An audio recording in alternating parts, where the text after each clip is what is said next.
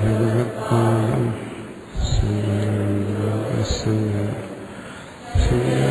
ശ്രീയാചാര്യം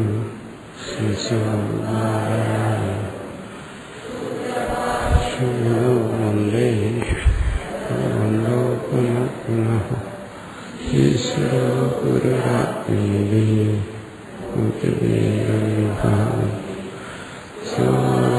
സർവ്വദേഹായ ദക്ഷിണാമൂർത്തയേ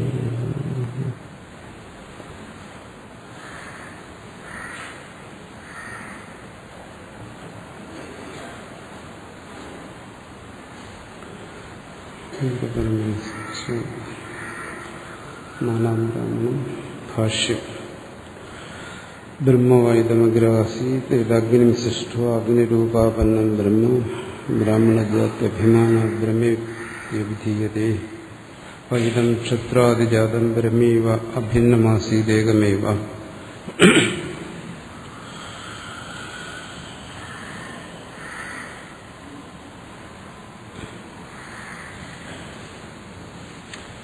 ഇതം ക്ഷത്രാദിജാതം ബ്രഹ്മേവാഭിന്നം ആസീദേകമേവ.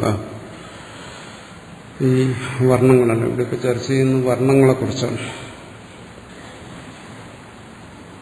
ആത്മീയത്യോപാസീത, അത് ഭക്ഷ്യകാരൻ പറഞ്ഞെന്താ വിദ്യാസൂത്രം. അവിടെ മുതൽ ചർച്ച ചെയ്തത് മുഖ്യമായിട്ട് ആത്മതത്വത്തെക്കുറിച്ച്. അത് കഴിഞ്ഞ് ഒന്നാണ് അഹം ബ്രഹ്മാസ്മി. ഈ രണ്ട്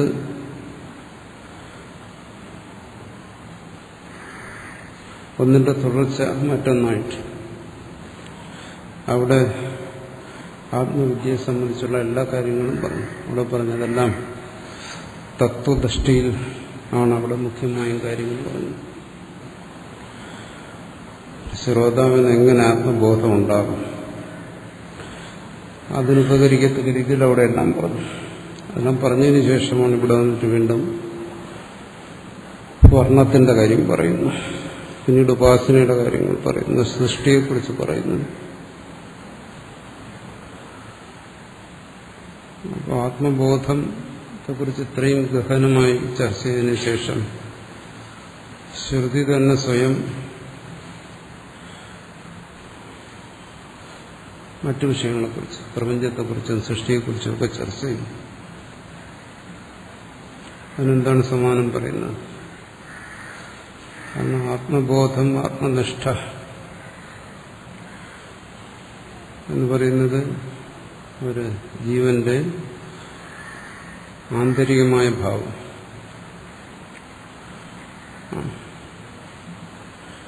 പക്ഷെ അങ്ങനെ ഒരു ആന്തരികമായ ബോധം, അതുകൊണ്ട് ആ ജീവന്റെ വ്യവഹാരം ബാഹ്യലോകത്തിലാണ്. വ്യവഹാരം എന്ന് പറയുമ്പം ശരീരം, വാക്ക്, മനസ്സ്, ഇതിന്റെയൊക്കെ പ്രവർത്തനങ്ങൾ ബാഹ്യലോകത്തിലാണ്. പറഞ്ഞല്ലോ, ദേഹപാദം വരെ ഈ വാഗ്മനക്കായ വ്യവഹാരം ഭാഷ്യകാരൻ പറയുന്നു. ഈ വാഗ്മനക്കായ വ്യവഹാരം എന്ന് പറയുന്ന ഈ പ്രവൃത്തി ഇതിങ്ങനെ തുറന്നുകൊണ്ടേയിരിക്കും. അപ്പൊ തത്വജ്ഞാനത്തിന് മുമ്പും തുടരുന്നു, തത്വജ്ഞാനത്തിന് ശേഷവും തുടരുന്നു. ഇതെപ്പോഴും ആവശ്യമുള്ളതാണ്. ജ്ഞാനിക്കും അജ്ഞാനിക്കും എല്ലാം ആവശ്യമുള്ളത് ഈ വ്യവഹാരം. ആ വ്യവഹാരമുക്തി എന്ന് പറയുന്നത് ശരീരനാശം വരെ, ശരീരനാശത്തിലേ സംഭവിക്കും, അതുവരെ സംഭവിക്കത്തില്ല. അതുകൊണ്ട് തത്വജ്ഞാനം മാത്രം പോരാ, അതുകൊണ്ട് മാത്രം കാര്യം നടക്കത്തില്ല. ആ പ്രപഞ്ചബോധവും വേണം. അതുകൊണ്ട് അതിനെ ഒഴിവാക്കാൻ പറ്റുന്നു. അത് കൽപ്പിച്ച കൂട്ടി കൊണ്ടുവരേണ്ട കാര്യമില്ല, അത് ഉണ്ടായിരിക്കും. വ്യവഹാരമുണ്ടോ, പ്രപഞ്ചബോധമുണ്ടോ. അപ്പോൾ പ്രപഞ്ചത്തെക്കുറിച്ചും ചർച്ച ചെയ്യേണ്ടി വരും.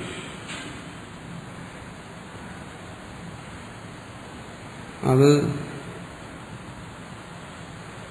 ആ വ്യവഹാരത്തെ പരമാവധി ഒഴിവാക്കുക. അതിനു വേണ്ടിയിട്ടാണ് ഇവിടെ ഭാഷ്യകാരൻ പറയുന്നത്. തത്വജ്ഞാനം ഉണ്ട്, സന്യാസം വ്യവഹാരത്തെ ഒഴിവാക്കാൻ വേണ്ടിയിട്ടാണ്. പക്ഷെ അത് എന്ത് വ്യവഹാരങ്ങളെയാണോ ഒരാൾ സ്വീകരിച്ചത് അത്തരം വ്യവഹാരങ്ങളെ ഒഴിവാക്കാൻ പറ്റും. അല്ലാതെ സഹജമായിട്ടുള്ള വ്യവഹാരങ്ങൾ ഒഴിവാക്കാൻ പറ്റത്തില്ല.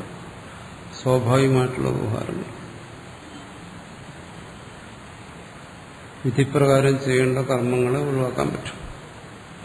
അത് വിഹിതമാണ്. ശാസ്ത്രം ബോധിപ്പിക്കുന്നു പിന്നെ എന്നൊക്കെ ചെയ്യണം, ശരി, അത് ചെയ്യണ്ട എന്ന് തീരുമാനിക്കും. പക്ഷെ മറ്റു വ്യവഹാരങ്ങൾ, ജീവനിൽ സഹജമായിരിക്കുന്ന വ്യവഹാരങ്ങൾ, അത് തുടർന്നേ പറ്റും.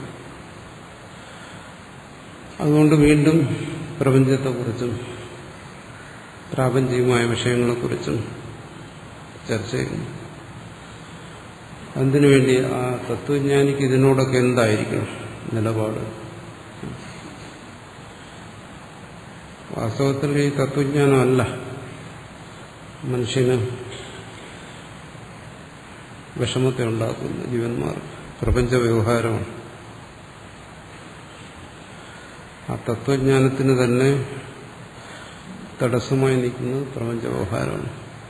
അതിന്റെ നിലനിൽപ്പിൽ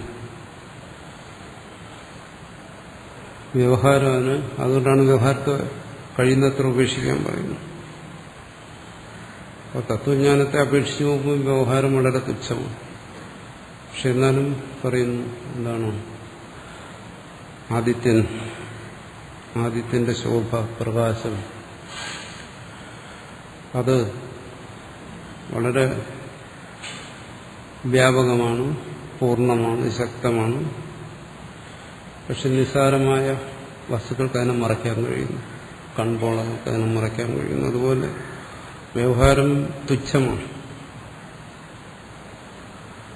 തുച്ഛമാണെങ്കിലും ആ വ്യവഹാരം തത്വജ്ഞാനത്തെ മറയ്ക്കുന്നു. അതാണ് തത്വജ്ഞാനത്തിനോടൊപ്പം സംശയ വിപര്യങ്ങളെല്ലാം കൂടെ നിൽക്കുന്നു എന്ന് പറയുന്നത്. അത് വ്യവഹാരം കൊണ്ട് സംഭവിക്കുന്ന കാര്യങ്ങളാണ്. അതുകൊണ്ട് വ്യവഹാര സ്വരൂപം എന്താണ് അത് വീണ്ടും ചർച്ച ചെയ്യേണ്ടി വരും. ഒഴിവാക്കാൻ വയ്യാത്തതുകൊണ്ട് അതെവിടെ പോയാലും, ഈ കർമ്മങ്ങളെ ത്യജിച്ചാലും ശരി, ഗുഹയിൽ പോയിരുന്നാലും ശരി,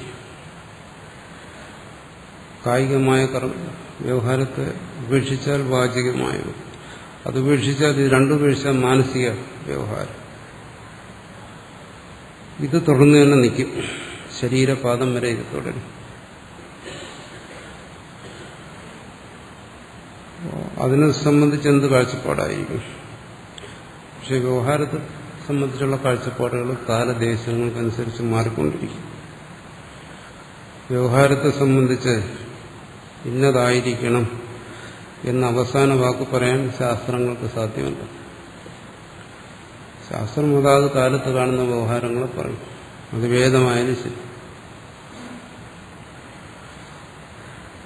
അതിനപ്പുറം പറയാൻ കഴിയത്തില്ല. അതുകൊണ്ടാണ് വേദം പറഞ്ഞു യാഗം ചെയ്യണം, അതാണ് മുഖ്യമെന്ന് പറഞ്ഞു. കുറച്ചു കഴിഞ്ഞപ്പോൾ വേദത്തെ വ്യാഖ്യാനിച്ചവർ എന്ന് പറഞ്ഞു അത് വേണ്ട, അതൊക്കെ ഉപേക്ഷിക്കണം. അപ്പോൾ ഈ വ്യവഹാരം എങ്ങനെയായിരിക്കണമെന്ന്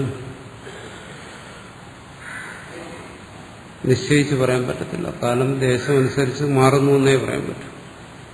കാലദേശാനുസൃതമായ വ്യവഹാരം. അപ്പോൾ വേദത്തിൽ പറയുന്ന കാര്യങ്ങളും അത് കാലദേശാനുസൃതമായി മനസ്സിലാക്കേണ്ടി വരും. അതുകൊണ്ട് തന്നെ ഇവിടെ ഇപ്പോൾ ഭാഷ്യകാരൻ വ്യാഖ്യാനിച്ചത് അന്നത്തെ കാലത്തിനനുസരിച്ച് അതിന് പ്രാധാന്യം കൊടുത്തു. പിന്നെ അത് അവരവരുടെ സംസ്കാരം അനുസരിച്ച്, അവരവരുടെ താല്പര്യങ്ങളനുസരിച്ചൊക്കെ വ്യാഖ്യാനിക്കും. അതിലൂടെ ബ്രഹ്മ വായുതമഗ്ര ആസീത്, ബ്രഹ്മശബ്ദത്തിന് ബ്രാഹ്മണൻ എന്ന അർത്ഥമുണ്ട്.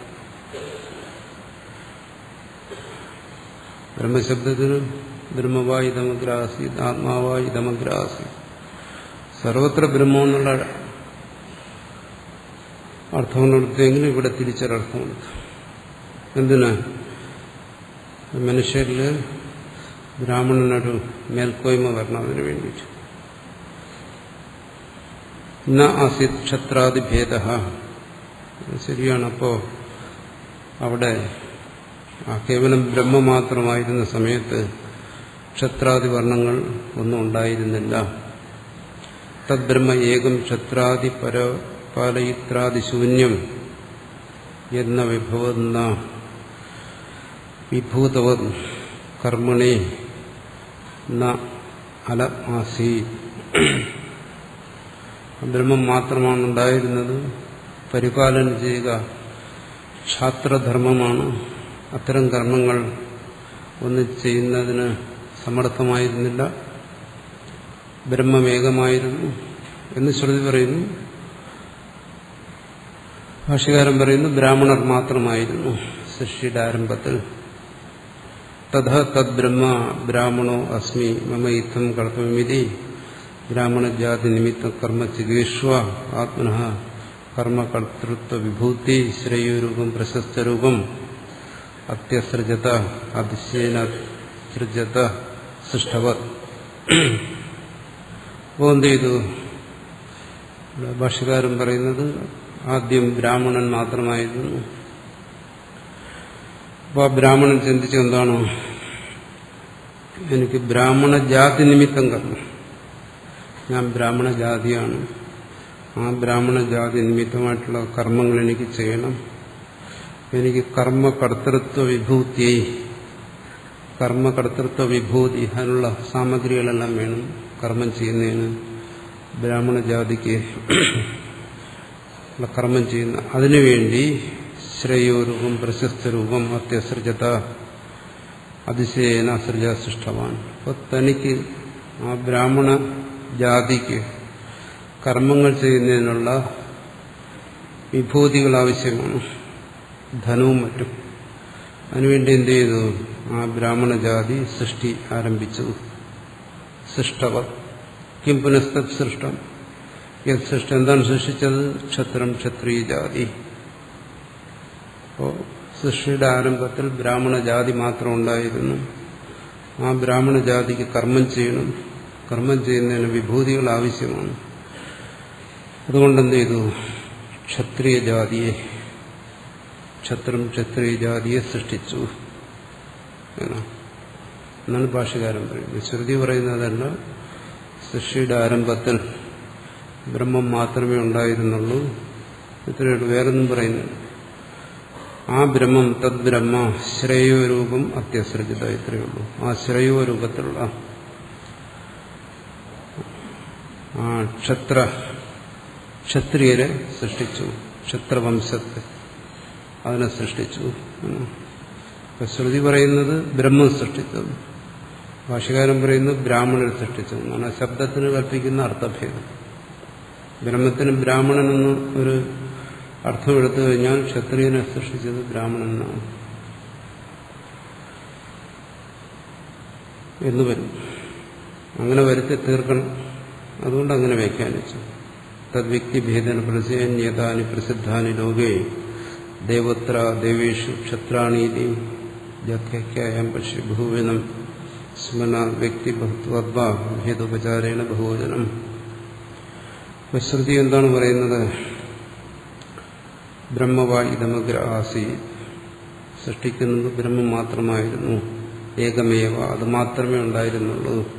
അവിടെ പ്രത്യേകം പറയുന്നുണ്ട് ഏകമേവ തദ്ദേകം സൻ എന്ന വിഭവത്, അതേകമായിരുന്നു, പലതായില്ല എന്നാണ്.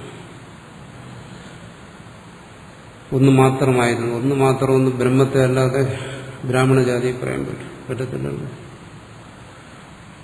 ശ്രേയോരൂപാത്യസൃജത, അവിടെ നിന്നത് ശ്രേയോരൂപത്തിലുള്ള ക്ഷത്രത്തെ സൃഷ്ടിച്ചു. ആ ക്ഷത്രത്തെക്കുറിച്ച് എന്താണ് അടുത്ത ശ്രുതി? ദേവത്ര ക്ഷത്രാണി, അത് ദേവതാരൂപത്തിലുള്ള ക്ഷത്രിയരെയാണ് സൃഷ്ടിച്ചത്. പ്രത്യേകം പറയുന്നു. ഈ ഭൂലോകത്തുള്ള ക്ഷത്രിയരുടെ കാര്യമല്ല പറയുന്നത്. അതിന് സാധാരണ സൃഷ്ടിയെക്കുറിച്ച് പറയും ആ സൃഷ്ടിയിൽ ദേവന്മാരെ സൃഷ്ടിച്ചു, മനുഷ്യരെ സൃഷ്ടിച്ചു. അപ്പൊ ദേവന്മാരുടെ സൃഷ്ടിയെക്കുറിച്ചാണ് പറയുന്നത്. ക്ഷത്രാണി, അത് ദേവന്മാരുടെ സൃഷ്ടി എന്ന് പറയുമ്പോൾ ഇവിടെ എന്താണ് ക്ഷത്രിയൻ എന്നുള്ളത് ഉദ്ദേശിക്കുന്നത്? ഭാഷ്യകാരൻ പറയുന്നത് ക്ഷത്രം എന്ന് പറഞ്ഞാൽ ക്ഷത്രിയ ജാതി എന്നാണ്, ബ്രഹ്മം എന്ന് പറഞ്ഞാൽ ബ്രാഹ്മണ ജാതി. ശ്രുതിയ ഉദ്ദേശത്തിലല്ല പറയുന്നു. ദേവത്രാഹ ദേവേഷു ക്ഷത്രാണി ഇതി എന്താണ് കാനി പുനഃസ്ഥാനീത്യാഹ തത്ര അഭിഷിക്തയവ വിശേഷത്വം നിർദ്ദിശ്യന്തി. ഇന്ദ്രോ ദേവതാനാം രാജ വരുണോ യാദസാം സോമോ ബ്രാഹ്മണാനാം രുദ്രഃ പശൂനാം പർജന്യോ വിദ്യുതാദീനാം യമഃ പിതॄണാം മൃത്യു രോഗാദീനാം ഈശാനോ ഭാസാം ഇത്യവുമാദീനി ദേവേഷു ക്ഷത്രാണി. ഇവിടെ ശ്രുതി പറയുന്നത് ആദി ദൈവിക രൂപത്തിലുള്ള സൃഷ്ടിയെക്കുറിച്ചാണ്. ഇവിടെ ക്ഷത്രൻ എന്ന് പറയുന്നത് എന്താണ്? പ്രശസ്തമായെന്ന് നേരത്തെ പറഞ്ഞു. ക്ഷത്ര ഏവ തത് യശോ ദദാതി, ഓരോന്നിനും യശോ രൂപത്തിലുള്ളതാണ് ക്ഷത്രിയൻ എന്ന് പറയുന്നത്. ഇവിടെ പറയുന്നു ക്ഷത്രം ശ്രേയോ രൂപം, ശ്രേയോ രൂപത്തിലുള്ളത്, യശസ്സിന്റെ രൂപത്തിലുള്ളത്, പ്രശസ്തമായത്, അതിനാണ് ക്ഷത്രിയൻ എന്ന് പറയുന്നത് ഇവിടെ. അല്ലാതെ ഭാഷ്യകാരൻ പറയുന്ന ഒരു ക്ഷത്രിയ ജാതിയല്ല. എന്തുകൊണ്ട്? ഇവിടെ ഏത് ക്ഷത്രിയനെ സൃഷ്ടിച്ച? ഇന്ദ്ര പറയുന്നു. ഇന്ദ്രൻ ക്ഷത്രിയനാണ്. ഇന്ദ്രൻ എന്തുകൊണ്ട് ക്ഷത്രിയനായി? കാരണം ദേവന്മാരുടെ രാജാവാണല്ലോ. അപ്പോൾ ആ ദേവന്മാരിൽ ശ്രേയസ്സുള്ളവനും പ്രശസ്തനുമായവൻ വരണോ യാദസാം, ജലജീവികൾ, അതിന്റെ ദേവത ഉദ്ദേശിക്കുന്ന ആദിദൈവിക രൂപത്തെയാണ്. ആ യാദസ്സുകളിൽ, യാദസ് എന്ന് പറയുന്ന ജലജീവികൾ ഉദ്ദേശിച്ചു, അതിന്റെ അധിഷ്ഠാന ദേവതയായ വരണൻ അതിനെ സൃഷ്ടിച്ചു. സോമോ ബ്രാഹ്മണാന, ബ്രാഹ്മണരുടെ അധിഷ്ഠാന ദേവതയായ സോമൻ ദേവതയാണ്. രുദ്ര പശുന, പശുക്കളിൽ മൃഗങ്ങളുടെ ദേവത രുദ്രൻ. പർജന്യ വിദ്യുതാദീന, ശ്രുതി ഇന്ദ്രൻ, വരുണൻ, സോമൻ, രുദ്രൻ, പർജന്യൻ നാമങ്ങളെ പറയുന്നു. പക്ഷേ അവരത് വ്യാഖ്യാനിച്ചിരിക്കുകയാണ്. ഓരോ ദേവതയും ഇന്നർക്ക് വേണ്ടിയാണ്. പർജന്യ വിദ്യുതാദീന, പർജന്യ ദേവത, വിദ്യുത്, ആകാശത്തിലെ വിദ്യുത്, മിന്നൽ തുടങ്ങിയ വസ്തുക്കൾ, അവയ്ക്ക് യമപിതൃഗണ, പിതൃക്കളുടെ ദേവതയാണ് യമൻ. മൃത്യു രോഗാദീനാം, രോഗാദികളുടെ ദേവതയാണ് മൃത്യു. ഈശാനോ ഭാസാം, പ്രകാശിക്കുന്ന സർവത്തിനും ദേവതയായിരിക്കും ഈശാൻ. ഇവിടെ ക്ഷത്രിയൻ എന്ന് പറയുന്നത് ഒരു ജാതിയല്ല, ഭാഷ്യകാരൻ പറയുന്ന പോലെ. ഇവിടെ ക്ഷത്രിയൻ എന്ന് പറയുന്നത് ഈ ശ്രേയോ രൂപത്തിലുള്ള അല്ലെങ്കിൽ പ്രശസ്തമായിരിക്കുന്ന ഈ ദേവതാ വിശേഷങ്ങളെ. അപ്പൊ ഇത് ബ്രാഹ്മണൻ സൃഷ്ടിച്ചെന്ന് പറഞ്ഞാൽ അങ്ങനെ ശരിയാകും? അതെങ്ങനെ ശരിയാകുന്നില്ല. അപ്പൊ എവിടെയെല്ലാം പ്രശസ്തമായിട്ടുണ്ടോ ആ പ്രശസ്തമായിട്ടുള്ളതിനെല്ലാം സൃഷ്ടിച്ചിരിക്കുന്നതാണ്. അപ്പോൾ മനുഷ്യരിലും അതടുത്ത് പറയുന്നു തദന്യു ഇന്ദ്രാദി ക്ഷത്ര ദേവത അധിഷ്ഠിതാനി മനുഷ്യക്ഷത്രാണി സോമ സൂര്യ വംശാനി പുരൂരവ പ്രകൃതിനി സൃഷ്ടാന്യവ ദൃഷ്ടാവ്യാനി. ഭാഷ്യകാരൻ പറയുന്നു ശ്രുതി ഇത്രേ പറയുന്നുള്ളൂ, എന്നാൽ ബാക്കി നമുക്ക് മനസ്സിലാക്കാം.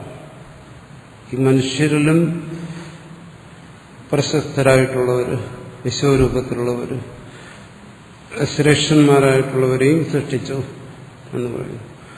അതാണ് പറയുന്നു സോമ സൂര്യവംശ്യാനി, സോമവംശം, സൂര്യവംശം എന്നെല്ലാം പറയുന്ന ആ വംശത്തിലുള്ള വംശത്തിലുള്ള പുരൂരവസ് തുടങ്ങിയ ചക്രവർത്തിമാരെ അവരെയും ഇതുകൊണ്ട് എടുക്കാം. ശ്രുതി അത് പറയുന്നില്ലെങ്കിലും അവരെ സ്വീകരിക്കാം. ശ്രേഷ്ഠന്മാരായതാണ് ക്ഷത്രിയൻ എന്നിവിടെ ഉദ്ദേശിക്കുന്നത്. തദർത്ഥയേവ ഹി ദേവക്ഷത്ര സർഗ പ്രസ്തുത പറയുന്നു. ശ്രേഷ്ഠരെ സൃഷ്ടിച്ചു, ഭാഷ്യകാരൻ പറയുന്നു. ശ്രേഷ്ഠമായതിനെല്ലാം സൃഷ്ടിച്ചു എന്ന് കാണിക്കാൻ വേണ്ടിയിട്ടാണ് ഈ സൃഷ്ടിയെക്കുറിച്ച് പറയുന്നത്. അത് ശരിയാണ്. കാരണം എവിടെയെല്ലാം ശ്രേഷ്ഠമായിട്ടുണ്ടോ അതെല്ലാമാണ് ക്ഷാത്രം, ക്ഷത്രിയൻ എന്ന് പറയുന്നത്. അല്ലാതെ കേവലം അത് ഭൂമിയിലെ ഒരു വംശത്തെ ഉദ്ദേശിച്ചല്ല. അതുകൊണ്ട് ഭാഷ്യകാരൻ പറയുന്നത് പോലെ ബ്രാഹ്മണൻ സൃഷ്ടിച്ച വംശമല്ല ക്ഷത്രിയൻ. അങ്ങനെ ഭാഷ്യകാരൻ പറയുന്നതിന് ചില ഉദ്ദേശങ്ങളുണ്ട്. അത് ദുരുദ്ദേശവും നല്ല ഉദ്ദേശവുമല്ല. ശ്രുതിയെ അങ്ങനെ ദുർവ്യാഖ്യാനം ചെയ്യുന്നത് ചില താല്പര്യങ്ങളുണ്ട്. അതടുത്ത് പറയുന്നു. എന്താണ്? യസ്മാ ബ്രഹ്മണാതിശയേന സൃഷ്ടം ക്ഷത്ര തസ്മാ ക്ഷത്രാത് പരം നാസ്തി ബ്രാഹ്മണജാതേരപി നിയന്ത്രോ. ബ്രാഹ്മണജാതിയെ കൂടി നിയന്ത്രിക്കുന്നവനാണ്. കാരണം അത് ഭരണാധികാരി എന്നുള്ള നിലയ്ക്ക് രാജ്യം ഭരിക്കുന്നത് ക്ഷത്രിയനാണ്. അപ്പോൾ സർവരെയും നിയന്ത്രിക്കുന്നവൻ ക്ഷത്രിയനാണ്. ആ നിലയ്ക്ക് ബ്രാഹ്മണനെയും നിയന്ത്രിക്കുന്നവനാണ്. അങ്ങനെയുള്ള ആ പറയുന്നത് തന്നെ എന്താണ്? യശസ്, തേജസ് തുടങ്ങിയ ആ ഗുണങ്ങളെയാണ് ഇവിടെ പറയുന്നത്. അല്ലാതെ ഒരു ജാതിയെക്കുറിച്ചല്ല പറയുന്നത്. ആ നിയന്ത്രിത്വം തുടങ്ങിയ വിശേഷത അതിനെ സൃഷ്ടിച്ചു. അവിടെ പറയുന്നു തസ്മാൻ ബ്രാഹ്മണ കാരണഭൂതോപി ക്ഷത്രിയസ്യ. ഇവിടെ പറയുന്നു ഇത് പറയാൻ വേണ്ടിയിട്ടാണ്. ക്ഷത്രിയന് കാരണക്കാരൻ ബ്രാഹ്മണനാണ്. അത് ശ്രുതി പറയുന്നില്ല. ക്ഷത്രിയന്റെ ഈ പറയുന്ന എല്ലാ യശസ്സും ഇതെല്ലാം ഉണ്ടായത് ബ്രാഹ്മണനിൽ നിന്നാണ്. അത് കൂട്ടിച്ചേർത്താണ്. ശ്രുതി പറയുന്നത് ക്ഷത്രിയനുള്ള എല്ലാ യശസ്സും ബ്രഹ്മത്തിൽ നിന്നാണ്. തേജസ്സും ശക്തിയും എല്ലാം ഉണ്ടായത്. പക്ഷെ അത് ഭാഷ്യകാരന് സഹിക്കത്തില്ല. അതെല്ലാം ബ്രാഹ്മണനിൽ നിന്ന് വന്നു എന്ന് പറയുന്നു. അപ്പോൾ അവിടെ ശ്രുതിയിലില്ലാത്ത കാര്യം പറയുന്നു. തസ്മാത് ബ്രാഹ്മണ കാരണം ക്ഷത്രിയസ്യ ക്ഷത്രിയം അധസ്ഥാത് വ്യവസ്ഥിതനുപരിസ്ഥിതം ഉപാസ്തേ ക്വ രാജസൂയേ ക്ഷത്ര ഏവ തദാത്മീയം യശഃ ഖ്യാതിരൂപം ബ്രഹ്മേതി ദധാതി സ്ഥാപയതി. ഇവിടെ ശ്രുതി എന്താ പറയുന്നത്? രാജസൂയ യാഗത്തിൻ്റെ ഒരു ചടങ്ങുണ്ട്. പറയുന്നു തസ്മാത് ശ്രുതി പറയുകയാണ് തസ്മാത് ക്ഷത്രാത് പരം നാസ്തി. ആ ക്ഷത്രിയനേക്കാൾ പരമായി ശ്രേഷ്ഠനായി ആരുമില്ല. ആ ക്ഷത്ര പറഞ്ഞല്ലോ, യശസ്, തേജസ് തുടങ്ങി ദേവന്മാരിലും മനുഷ്യരും എല്ലാം കാണുന്നു. ദേവന്മാരിൽ ഇന്ദ്രനിൽ കാണുന്നു, മനുഷ്യരിൽ ചക്രവർത്തിമാരിൽ കാണുന്നു. അങ്ങനെയുള്ള ക്ഷാത്രം, ധർമ്മം, അതാണ് ഇവിടെ ക്ഷത്രം എന്ന് പറയുന്നത്. ക്ഷത്രിയജാതി എന്ന് പറയുന്നില്ല. അതിനേക്കാൾ പരം നാസ്തി, അതിനേക്കാൾ ശ്രേഷ്ഠമായിട്ടൊന്നുമില്ല. ഇവിടെ ഈ സൃഷ്ടിയിൽ അത് പരമശ്രേഷ്ഠമാണ്. എന്നുവെച്ചാൽ അത് മഹത്വമുള്ളതാണ്. ആ ക്ഷാത്രധർമ്മം മഹത്വമുള്ളതാണ്. ക്ഷത്ര പരം നാസ്തി എന്നാണ് ഇവിടെ.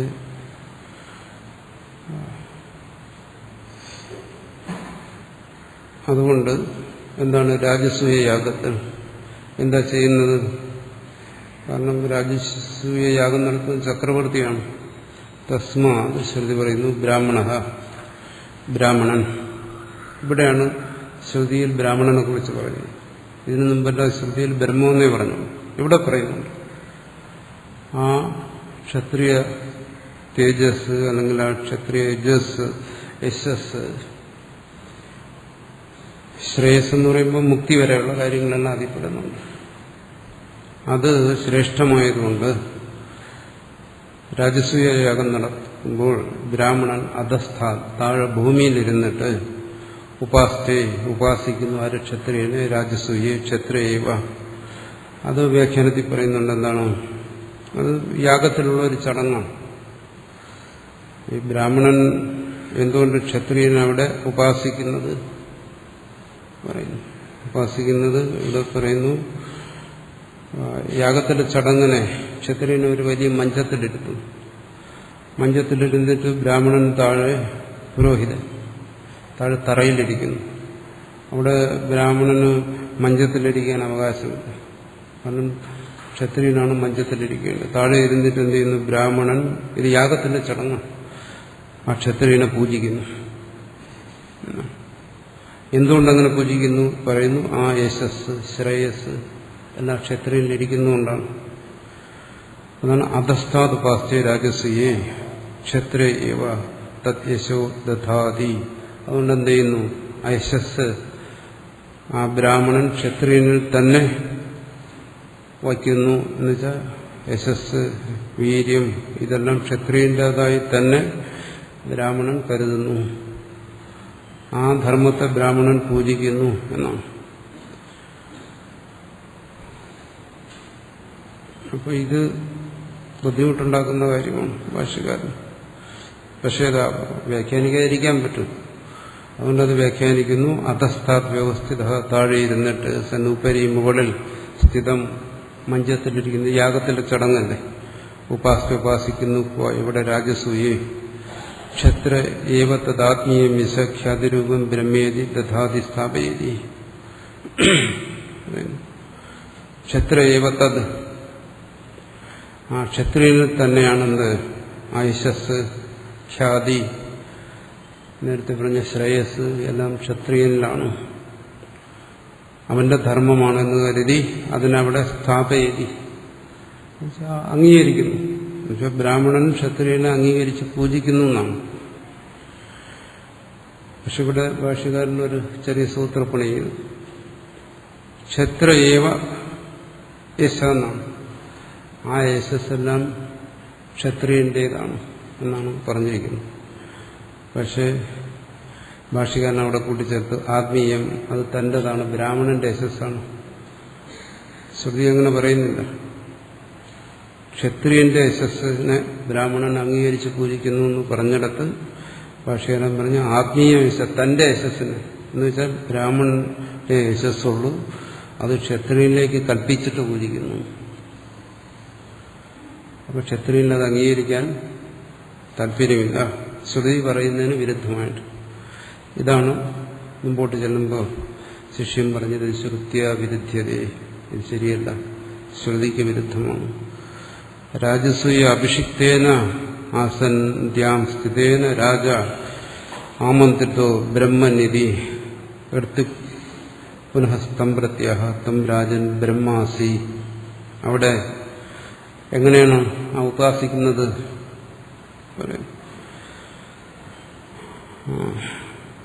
രാജസൂയ അഭിഷിക്തേന ആസന്ധ്യാം സ്ഥിതേന, രാജസൂയ കർമ്മത്തിൽ ദീക്ഷിതനായ അതിന്റെ യജമാനാണ്. അവനെ വലിയ മഞ്ചത്തിലിരുത്തിയിട്ട് അവിടെ എന്ത് ചെയ്യുന്നു? ആമന്ത്രിത ബ്രഹ്മൻ, അവിടെ ബ്രാഹ്മണൻ താഴെ ഇരുന്നിട്ട്, എർത്തിക്കായ ബ്രാഹ്മണൻ താഴെ ഇരുന്നിട്ട് പറയണം, ത്വം രാജൻ ബ്രഹ്മാസി, നീ സാക്ഷാത് ബ്രഹ്മൻ തന്നെ എന്ന് പറയുന്നു. നീ ബ്രഹ്മമാണെന്ന് പറഞ്ഞവനെ ഉപാസിക്കുന്നു എന്നാണ്. ഈശ്വരനായി തന്നെ ഉപാസിക്കുന്നു. അവിടുത്തെ മന്ത്രം അതാണ്, ത്വം രാജൻ ബ്രഹ്മാസി. എന്തുകൊണ്ട്? ബ്രഹ്മത്തിന്റെ സൃഷ്ടിയാണ് ക്ഷത്രിയൻ. ആ ക്ഷത്രിയനിൽ ചില വിശേഷതകൾ കാണുന്നുണ്ട്. തേജസ്, യശസ് എല്ലാം. യദ്യത് വിഭൂതിമൻ തത്വം ശ്രീമദോർജിതമേവ എന്നൊക്കെ പറയുന്നില്ലേ.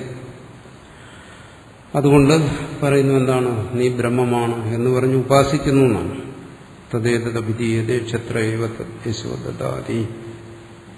പക്ഷെ അങ്ങനെ ഉപാസിക്കുന്നുണ്ടെങ്കിലും ശ്രുതി പറയുന്നു ആ ക്ഷത്രിയന്റെ തേജസ്സിനെ ഉപാസിക്കുന്നതാണ്.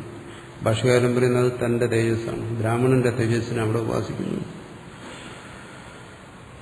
അത് ദുർവ്യാഖ്യാനം. ശ്രുതിയുടെ അർത്ഥത്തെ വളയ്ക്കുക. അപ്പോൾ ഇതാ ഞാൻ പറഞ്ഞു, തത്വം ഒന്നാണ്, അതിന് മാറ്റമൊന്നുമില്ല. പക്ഷെ അതിന് വ്യവഹാരത്തിലേക്ക് കൊണ്ടുവരുമ്പോൾ ഓരോരുത്തരും അവരുടെ താല്പര്യത്തിനനുസരിച്ച് അതിനെ വ്യാഖ്യാനിക്കും, കാലദേശങ്ങൾക്കനുസരിച്ച്, അല്ലെങ്കിൽ അവരവരുടെ താല്പര്യമനുസരിച്ച്. അങ്ങനെ ദുർവ്യാഖ്യാനം ചെയ്യുന്നതാണ് ഇതിങ്ങനെയൊക്കെ പറയുന്നത്. ശ്രുതിയുടെ താല്പര്യമല്ല. എന്താ പറഞ്ഞത്? ഇനിയും പറയുന്നു, ശേഷ പ്രകൃത ക്ഷത്രസ്യ യോനിർ യത് ബ്രഹ്മ.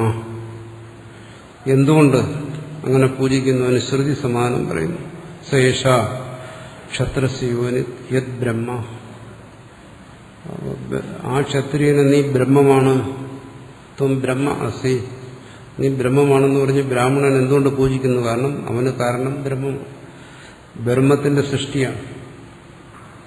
അപ്പൊ ശ്രുതിയോടെ പറയുന്നത് ഒരു വലിയ തത്വമാണ്. എന്താണ്? ഇതെല്ലാം ബ്രഹ്മത്തിന്റെ സൃഷ്ടിയാണ്. അപ്പോൾ ബ്രഹ്മത്തിന്റെ സൃഷ്ടി എന്നുള്ളതിനൊക്കെ എല്ലാം ബ്രഹ്മമാണ്.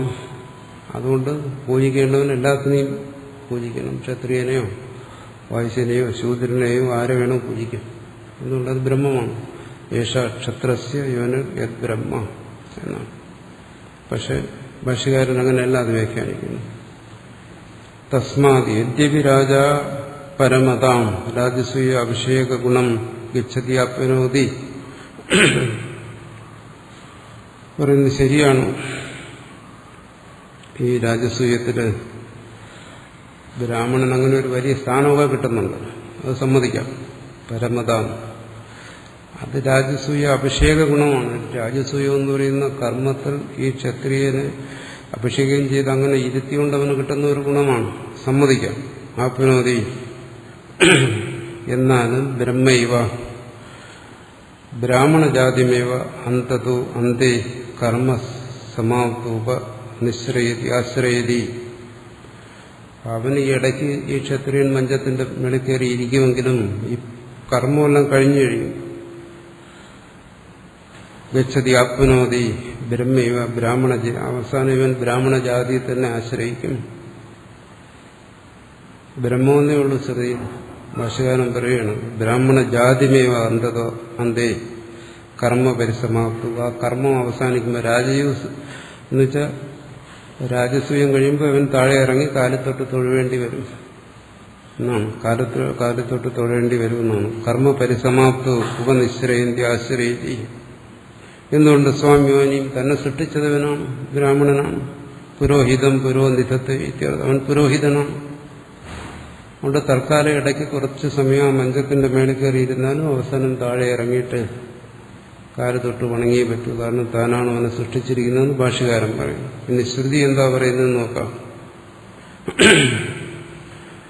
തസ്മാത് യദ്യപി രാജ പരമതാം ഗച്ഛതി.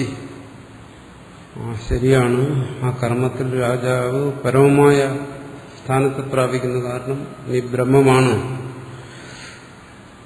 എന്ന് പറഞ്ഞ് ബ്രാഹ്മണൻ പൂജിക്കുന്നുവെങ്കിലും അന്തതഃ ഒടുവിൽ ബ്രഹ്മൈവ ആ ബ്രഹ്മത്തെ തന്നെ ഉപനിശ്രയതി അവൻ ആശ്രയിക്കുന്നു എന്ന.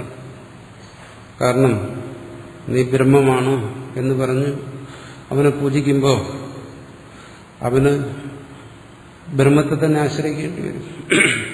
ആത്യന്തികമായി അവൻ ബ്രഹ്മത്തെ, കാരണം തത്വമസി എന്ന് പറഞ്ഞു കഴിഞ്ഞാൽ അവനെങ്ങനെ ഗ്രഹിക്കുന്നു? അഹം ബ്രഹ്മാസ്മി. അപ്പോൾ ആ കർമ്മത്തിലാണെങ്കിലും അവിടെ ത്വം ബ്രഹ്മാസി എന്ന് പറഞ്ഞ് അവനെ പൂജിക്കുമ്പോൾ അവന് സ്വയം ചെയ്യുന്നു സ്വാം യോനിയും തന്റെ കാരണമായ തന്നെ സൃഷ്ടിച്ച ആ യോനിയെ തന്നെ അവൻ ഉപനിശ്രയതി പ്രാപിക്കുന്നു, ആ കാരണത്തെ തന്നെ. അപ്പോൾ ഇവിടെ ക്ഷത്രിയൻ ആത്യന്തികമായി തന്റെ സൃഷ്ടിക്ക് കാരണമായ ബ്രഹ്മത്തെ പ്രാപിക്കുന്നു. ഇതാണ് ശ്രുതി പറയാൻ ആഗ്രഹിക്കുന്നത്. പക്ഷെ അവിടെ ബ്രഹ്മശബ്ദത്തിന് ബ്രഹ്മം എന്നുള്ള അർത്ഥം എടുത്തു കഴിഞ്ഞാൽ ഈ അർത്ഥം പറയാൻ പറ്റത്തില്ല. അതുകൊണ്ട് എവിടെയെല്ലാം ബ്രഹ്മശബ്ദം വന്നോ അവിടെയെല്ലാം ബ്രാഹ്മണ ശബ്ദം എടുത്തു. എന്നിട്ട് ക്ഷത്രിയൻ ബ്രാഹ്മണനെ ആശ്രയിക്കണം എന്ന് പറഞ്ഞു. അപ്പോൾ ക്ഷത്രിയൻ യശോരൂപമാണ്, ശ്രേയോരൂപമാണ്. ക്ഷത്രിയൻ അവിടെ പൂജ്യനാണ്. ബ്രാഹ്മണൻ പോലും അവനെ മഞ്ചത്തിലിരുത്തി പൂജിക്കുന്നു, ആ ഗുണങ്ങളുള്ളതുകൊണ്ട്. ഇതെല്ലാം പറഞ്ഞിട്ട് അവസാനം ഇങ്ങനെ വ്യാഖ്യാനിച്ചത് തിരിച്ച്. അതും ഇതിലും മോശമായി പറയുന്നു. യസ്തു പുനർ ബലാഭിമാന സ്വായാനും ബ്രാഹ്മണജാതി ബ്രഹ്മണം യവു ഏനം ഹിനസ്തി ഹിംസന്തി നഗ്ഭാവേന പശ്യതി. ഇതൊന്നും ശ്രുതിയിലില്ലാത്ത അർത്ഥമാണ് ഇവിടെ പറയുന്നത്. ഏതൊരുവനാണോ, ഏതൊരു ക്ഷത്രിയനാണോ പുനർബലാഭിമാന, ബലത്തിലുള്ള അഭിമാനം കൊണ്ട് സ്വം യോനിം ബ്രാഹ്മണജ്യോതി തന്നെ സൃഷ്ടിച്ചവനായ ബ്രാഹ്മണനെ യവു ഏനം ഹിനസ്തി അവനെ ഹിംസിക്കുന്നത് നഗ്ഭാവേന പശ്യതി ഹിംസിക്കുന്നതെന്ന് പറയാൻ പറ്റില്ല, കാരണം ബ്രാഹ്മണ ഹിംസ പാടില്ല. അതുകൊണ്ട് അങ്ങനെ ഹിംസിക്കുന്നു എന്ന് കൽപ്പിക്കാൻ കൂടി പാടില്ല. അവനെ നിന്ദിക്കുന്നു എന്നുള്ള അർത്ഥമുള്ളത്. അവനെ നിന്ദിക്കുന്നത് ആര്? ബ്രാഹ്മണനെ. ആര്? ക്ഷത്രിയൻ. സ്വം ആത്മീയാമേവസ യോനിം എരിച്ചതി സ്വം പ്രസവം വിച്ഛിന്നത്തി വിനാശേതി. അവൻ തന്റെ കാരണത്തെ, തന്നെ സൃഷ്ടിച്ചവനെ തന്നെ നശിപ്പിക്കുകയാണ്. ഭാഷകാരൻ പറയുന്നു സ ഏതത് കൃത്വ പാപിയാൻ പാപതരോ ഭവതി. അങ്ങനെയുള്ള ക്ഷത്രിയൻ ഇത് ചെയ്തിട്ട് വളരെ പാപിയാകുന്നു. പൂർവമപി ക്ഷത്രിയ പാപയേവ. ക്ഷത്രിയൻ അല്ലെങ്കിലും പാപിയാണ് എന്ന് മുമ്പും പറഞ്ഞിട്ടുണ്ട്. ഇവിടെ ക്ഷത്രിയൻ പാപിയാണെന്ന് പറയേണ്ട യാതൊരു സന്ദർഭവുമില്ല. പൂർവമപി എന്നർത്ഥം. നേരത്തെ തന്നെ ഇവിടെ ശ്രുതി എന്താ പറഞ്ഞത്? ക്ഷത്രിയൻ ശ്രേയോരൂപമാണ്. അങ്ങനെ ക്ഷത്രിയന്റെ ഗുണങ്ങളെക്കുറിച്ചേ പറഞ്ഞുള്ളൂ. ക്ഷത്രിയൻ പാപിയാണെന്നുകൂടെ പറഞ്ഞിട്ടില്ല. പക്ഷെ ഭാഷ്യകാരൻ അത് അല്പം തന്റെ കയ്യിൽ നിന്ന് ചേർത്താണ്. പൂർവമപി, അല്ലെങ്കിലും എന്നുള്ള അർത്ഥം. അല്ലെങ്കിലും ഈ ക്ഷത്രിയൻ പാപിയാണ്. പാപൈവ ക്രൂരത്വ ആത്മപ്രസവ ഹിംസയാ സുതര. അവന് സ്വതേ തന്നെ, അവന്റെ സ്വഭാവം തന്നെ ക്രൂരമാണ്, ഹിംസയാണ്. അതുകൊണ്ട് അവൻ പാപിയാണ്. അങ്ങനെയുള്ളവൻ എന്നാണ് ആത്മപ്രസവ ഹിംസ. അവന്റെ സ്വഭാവം തന്നെ ഹിംസയാണ്, ക്രൂരമാണ്. ഇത് ശ്രുതി പറഞ്ഞു ഇങ്ങനെയുള്ള കാര്യങ്ങൾ. അപ്പോൾ എന്തോ ഉള്ളിലൊരു വിദ്വേഷം ഈ ക്ഷത്രിയനോട്. അല്ല ക്ഷത്രിയന്റെ തല്ലുവല്ലവും കിട്ടിയൊന്നും അറിയത്തില്ല, എന്താ കാര്യമൊന്നും അറിയത്തില്ല. ക്രൂരനാണ്, പാപിയാണ്, അവന്റെ സ്വഭാവം ഹിംസയാണ്. ഇതൊക്കെ പറയേണ്ട കാര്യമുണ്ടോ? അങ്ങനെ പറയേണ്ട ഏതെങ്കിലും സന്ദർഭമാണ് ഇവിടെ ശ്രുതി പറയുന്നത്.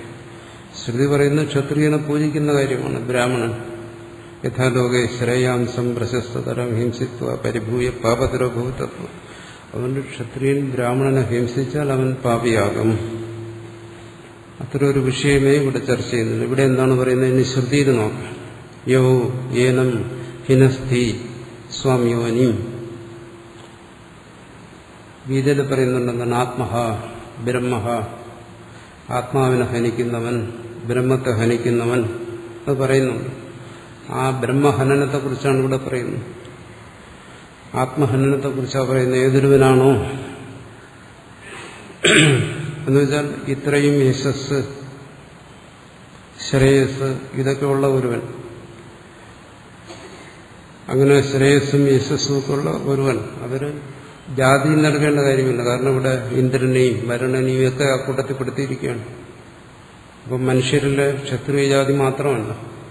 അങ്ങനെ ആ ശ്രേയസ്സും യശസ്സും ഒക്കെ ഉള്ള ഒരുവൻ വാസ്തവത്തിൽ എന്താണ്? തന്നെ സൃഷ്ടിച്ചതായ ബ്രഹ്മത്തെയാണ് ആത്യന്തികമായി ആശ്രയിക്കേണ്ടത്. ബ്രഹ്മയേവ അന്തതഃ ഉപനിശ്രയതി. ആ ബ്രഹ്മത്തെയാണ് പറയുന്നത്. അവൻ ഈശ്വരനെയാണ് ആശ്രയിക്കേണ്ടത്. മറിച്ച് യൗ ഏനം ഹിനസ്തി, അവന്റെ അവിവേകം കൊണ്ട്, അല്ലെങ്കിൽ അഹന്ത കൊണ്ട്, അല്ലെങ്കിൽ ആത്മവിസ്മൃതി കൊണ്ട് അവൻ ആ ബ്രഹ്മത്തെ ആശ്രയിക്കാതിരുന്നതാണ് ആത്മഹ എന്ന് ഗീതയിൽ പറഞ്ഞിരിക്കുന്നത്. ബ്രഹ്മഹ എന്ന് പറയുന്ന സാധനം അതാണ് വാസ്തവത്തിലുള്ള ആത്മഹത്യ. തന്നെ തന്നെ ഹിംസിക്കുക എന്ന് പറയുന്നതാണ്.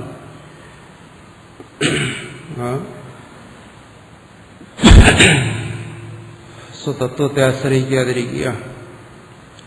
സ്വം സയോനും വിരിച്ചതി. അവന്റെ വാസ്തവ സ്വരൂപത്തെ നഷ്ടപ്പെടുത്തുന്നു. അവന് കാരണമായിരിക്കുന്ന ആ ബ്രഹ്മ അവന് കൈവിടുന്നു എന്ന് പറയുന്നത് തികച്ചും ആധ്യാത്മികമായ അർത്ഥമേ ശ്രുതി പറയുന്നു. അല്ല ക്ഷത്രിയ ജാതി പാപിയാണെന്നോ, അവന് ഹിംസയാണെന്നോ, ക്രൂരനാണെന്നോ എന്തെങ്കിലും ആ പദങ്ങളെ ഇവിടെയില്ല. ഇവിടെ പറയുന്നത് ശുദ്ധമായ ആധ്യാത്മിക തത്വമാണ്. സപാപിയാനുഭവതി. ഏതൊരുവനാണോ ഇത്രയും യശസ്സും പ്രേയസ്സും എല്ലാം ഉണ്ടായി സർവരാലും പൂജിതനായിരിക്കുന്നത്, അവൻ സ്വയം സ്വസ്വരൂപത്തെ അവൻ അറിയാതെ പോയാൽ, അതിനാശ്രയിക്കാതെ പോയാൽ, ഈശ്വരനെ സാധാരണ ഭാഷയിൽ പറഞ്ഞാൽ ഈശ്വരനെ ആശ്രയിക്കാതെ പോയാൽ അവൻ പാപിയാണ്. അങ്ങനെയാണ് ഒരുവൻ പാപിയാകുന്നത്. യഥാ ശ്രേയാംസം ഹിംസിത്വ പറയുന്നു. ശ്രേയസ്കരമായ ഏതെങ്കിലും ഒന്നിനെ നശിപ്പിച്ചിട്ട് അല്ലെങ്കിൽ കൊന്നിട്ട് ഒരുവൻ എങ്ങനെയാണോ പാപിയാകുന്നത്, അതുപോലെ ഈശ്വരനെ ആശ്രയിക്കാത്തതുകൊണ്ട് ഒരുവൻ പാപിയാകുന്നു. ആ ഒറ്റ കാരണം കൊണ്ട്. കാരണം അവൻ പൂജ്യനാണ്.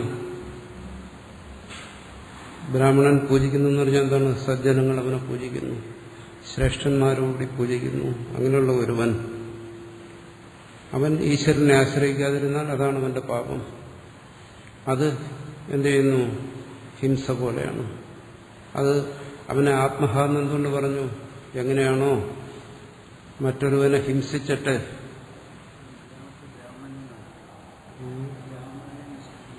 അത് തന്നെ സംസ്കൃതത്തിലും അങ്ങനെ കൊടുത്തിരിക്കുന്നു. മലയാളത്തിലും അത് മലയാളത്തിലും ഭാഷ്യത്തിന്റെ കൂടത്തിനാണ്. അതുകൊണ്ട് ഭാഷ്യത്തിൽ കൊടുത്തിരിക്കുന്നത് പോലെ തന്നെ മലയാളത്തിലും കൊടുത്തിരിക്കുന്നു. മലയാളത്തിൽ തെറ്റിച്ചല്ല കൊടുത്തിരിക്കുന്നു, ഭാഷ്യത്തിൽ അങ്ങനെ കൊടുത്തിരിക്കുന്നുണ്ട്. ശ്രുതിയിൽ അതില്ലെന്ന് ഞാൻ പറയുന്നു. ശ്രുതിയിൽ ബ്രഹ്മശബ്ദമേ ഉള്ളൂ. ശ്രുതിയിൽ ബ്രാഹ്മണ ശബ്ദം പറയുന്നുണ്ട്. അങ്ങനെ ബ്രാഹ്മണൻ ക്ഷത്രിയനെ പൂജിക്കുന്നു എന്ന് വെച്ചാൽ ഇവിടെ ബ്രാഹ്മണൻ എന്നോട് ഉദ്ദേശിക്കുന്നത് ശ്രേഷ്ഠനായ ഒരുവൻ, ഒരു സജ്ജനം, അല്ലെങ്കിൽ ഒരു പുരോഹിതൻ. ഭാഷ്യകാരൻ പറഞ്ഞ പോലെ എടുക്കാം, കർമ്മവുമായി ബന്ധപ്പെടുത്തി പറയുന്നു. അങ്ങനെ ഒരുവൻ പോലും യശസ്സും പ്രേയസ്സും രൂപത്തിലുള്ള ഗുരുവിനെ പൂജിക്കുന്നു, അവന് ക്ഷത്രിയനെന്ന് പറയുന്നു. അപ്പം അങ്ങനെ സംഭവിക്കുമ്പോൾ അവന് സ്വാഭാവികമായിട്ടും മറ്റുള്ളവർ പൂജിക്കുമ്പോൾ അവന് അഹന്ത വരാമല്ലോ. അപ്പം അഹന്ത കൊണ്ട് എന്ത് ചെയ്യും? അവൻ പിന്നീട് അവൻ ഈശ്വരനെ വിടും, ഈശ്വരനെ വിസ്മരിക്കും. ഇത്ര വലിയൊരു ആധ്യാത്മിക തത്വമാണ് ഇവിടെ ശ്രുതി പറഞ്ഞിരിക്കുന്നത്. അതിന് ഏത് തരത്തിലാണ് ദുർവ്യാഖ്യാനം ചെയ്തത്? അതിന് വളരെ താഴ്ത്തി ബ്രാഹ്മണൻ ക്ഷത്രിയൻ എന്നുള്ള ജാതി വന്നു. അതിൽ പിന്നെ ഒരു ജാതിയെ മോശമാക്കി മറ്റൊരു ജാതിയെ വലുതാക്കി. ഇത് ആണിവിടെ വ്യാഖ്യാനത്തിൽ വരുന്ന ദോഷം.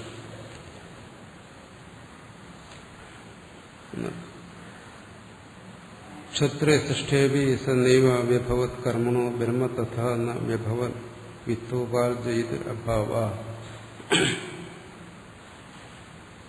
സനൈവ വ്യഭവത് പറയുന്നു. അപ്പോൾ ഇങ്ങനെ ഒരു സൃഷ്ടി നടത്തി, ക്ഷത്ര സൃഷ്ടി. അത് മാത്രം പോരല്ലോ പ്രപഞ്ചത്തിന്റെ നിലനിൽപ്പിന് എന്നാണ്. അതുകൊണ്ട് അത് സമർത്ഥമായില്ല, പര്യാപ്തമായില്ല. സവിശ്വം അസൃജത, അത് പിന്നെ ലോകത്തെ സൃഷ്ടിക്കാൻ തുടങ്ങി. അപ്പോൾ സൃഷ്ടിയിൽ ഇവിടെ പറയുന്ന ആദ്യം അവീര്യം, തേജസ്, യശസ് ഈ രൂപത്തിലുള്ളതിനെ സൃഷ്ടിച്ചു എന്ന് പറയുന്നു. അതിനെ തുടർന്ന് ബാക്കി സൃഷ്ടികൾ. അതാണ് ശ്രുതി ഉദ്ദേശിക്കുന്നത്. ക്ഷത്രേ സൃഷ്ടിയേപി സനൈവ വ്യഭവത് കർമ്മണോ ബ്രഹ്മ തഥാന വിഭവത്. ആ ബ്രഹ്മം അതിന് പര്യാപ്തമായില്ല. വിത്തോപാർജയിതൊരഭാവ. ഇവിടെ ഭാഷ്യകാരൻ ഉദ്ദേശിക്കുന്നത് ക്ഷത്രിയനെ സൃഷ്ടിച്ചിട്ടും ബ്രാഹ്മണന് ചാതുർവർണ്ണിയും മയാ സൃഷ്ടം. അവിടെ പറയുന്നുണ്ടെന്നാണ് ഈ വർണ്ണങ്ങളെല്ലാം സൃഷ്ടിച്ചത് താനാണ്. എന്താ ബ്രാഹ്മണൻ സൃഷ്ടിച്ചു എന്നാണ് അവിടെ പറയുന്നത്. എവിടെയെങ്കിലും പറയുന്നുണ്ടോ? ഒരിടത്തും പറയാത്ത കാര്യമാണ് ഭാഷ്യകാരനോട് വ്യാഖ്യാനിച്ചത്. എന്താണ്? ബ്രാഹ്മണ ക്ഷത്രിയനെ സൃഷ്ടിച്ചു. അതങ്ങനെ നടക്കും. പിന്നെ ഈശ്വരന്റെ ആവശ്യമില്ലല്ലോ. പറയുന്നു സനൈവ വിഭവത്. അക്ഷത്രൻ അത് പര്യാപ്തമായില്ല. സവിശ്വം അസൃജത. ഞാൻ ഏതാനി ദേവജാതാനി ഗണേശ് ആഖ്യായന്റെ. അതിലും അടുത്ത് പറയുന്ന വൈശ്യൻ, ശൂദ്രൻ എന്നെല്ലാം പറയുന്നതും കേവലം മനുഷ്യരെ ഉദ്ദേശിച്ചിട്ടല്ല. സവിശ്വമസൃജത കർമ്മസാധന വിത്ത ഉപാർജനായ. ഭാഷ്യകാരൻ പറയുന്നു ആ വിശ്വം എന്നുള്ളതുകൊണ്ട് ഭാഷ്യകാരൻ എടുക്കുന്നത് കർമ്മത്തിന് സാധനമായ ധനം സമ്പാദിക്കുന്നതിന് വേണ്ടിയിട്ടെന്നാണ്. കപുനരസോ വിട്ട് യാന്യേതാനി ദേവജാതാനി. വൈശ്യനെ സൃഷ്ടിച്ചു. സ്വാർത്ഥനിഷ്ഠ ഏതേ ദേവജാതി ഭേദ ഇത്യർത്ഥ. അത് ഈ ഭൂമിയിലെ വൈശ്യനെ മാത്രം ഉദ്ദേശിച്ചല്ല. ദേവജാതികൾ ഗണേശോ ഗണം ഗണം ആഖ്യായന്തേ കത്യന്തേ ഗണപ്രായാഹി വിശഃ പ്രായേണ സംഹതാഹി വിത്തുപാർജനേ സമർത്ഥ ഏകകശഃ വസവോ അഷ്ടസംഖ്യോ ഗണഃ തഥേകാദശ രുദ്രാഃ ദ്വാദശാദിത്യാഃ വിശ്വേദേവാഃ ത്രയോദശ വിശ്വയഃ പത്യാനി സർവേ വാ ദേവാഃ മരുതഃ സപ്ത. അപ്പോൾ ഈ ദേവന്മാരിൽ ഓരോ ഗണങ്ങളുണ്ട്. അതിനെ ഉദ്ദേശിച്ചിട്ടാണ് ഇവിടെ വൈശ്യന്മാരെന്നും ശ്രുതി പറയുന്നത്. അപ്പോൾ പറയുന്നു, എന്തുകൊണ്ടങ്ങനെ പറഞ്ഞു? ഭാഷ്യകാരൻ പറയുന്നു,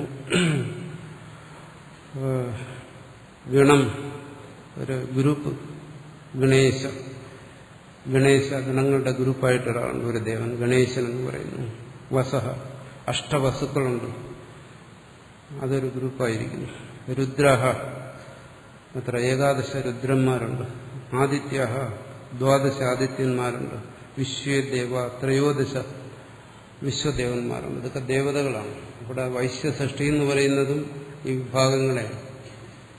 വൈശ്യരെന്ന് എന്തുകൊണ്ട് പറയുന്നു? വൈശ്യന്മാരെന്ന് പറയുന്നത് കച്ചവടം ചെയ്യുന്നവരാണ്. അവരെപ്പോഴും ഒരുമിച്ചാണ് ചെയ്യുന്നത്.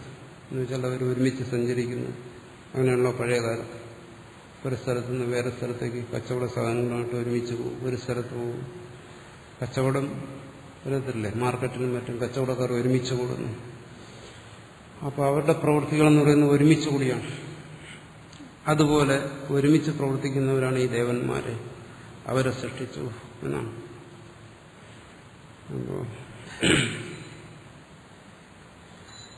ഇവിടെ രസകരമായ കാര്യം, അവിടെ ബ്രഹ്മം എന്ന് പറഞ്ഞാൽ ബ്രാഹ്മണൻ അർത്ഥം പറഞ്ഞു. ബ്രാഹ്മണൻ ക്ഷത്രിയനെ സൃഷ്ടിച്ചു എന്ന് പറഞ്ഞു. അതുകൊണ്ട് ക്ഷത്രിയൻ ബ്രാഹ്മണനെ ഹിംസിക്കരുത്, അവനെ ആശ്രയിക്കണമെന്നൊക്കെ പറഞ്ഞു. അത് കഴിഞ്ഞ് വീണ്ടും അതേ സൃഷ്ടിയെക്കുറിച്ച് പറയുന്നു. ഇവിടെ വേറെ ദേവന്മാർ, ഇവരെയൊക്കെ ബ്രാഹ്മണൻ സൃഷ്ടിച്ചെന്ന് പറയുന്നുമില്ല. ദേവന്മാരുടെ കാര്യം പറയുമ്പോൾ അത് പറയുന്നില്ല, അത് ബ്രഹ്മൻ തന്നെ സൃഷ്ടിച്ചത്.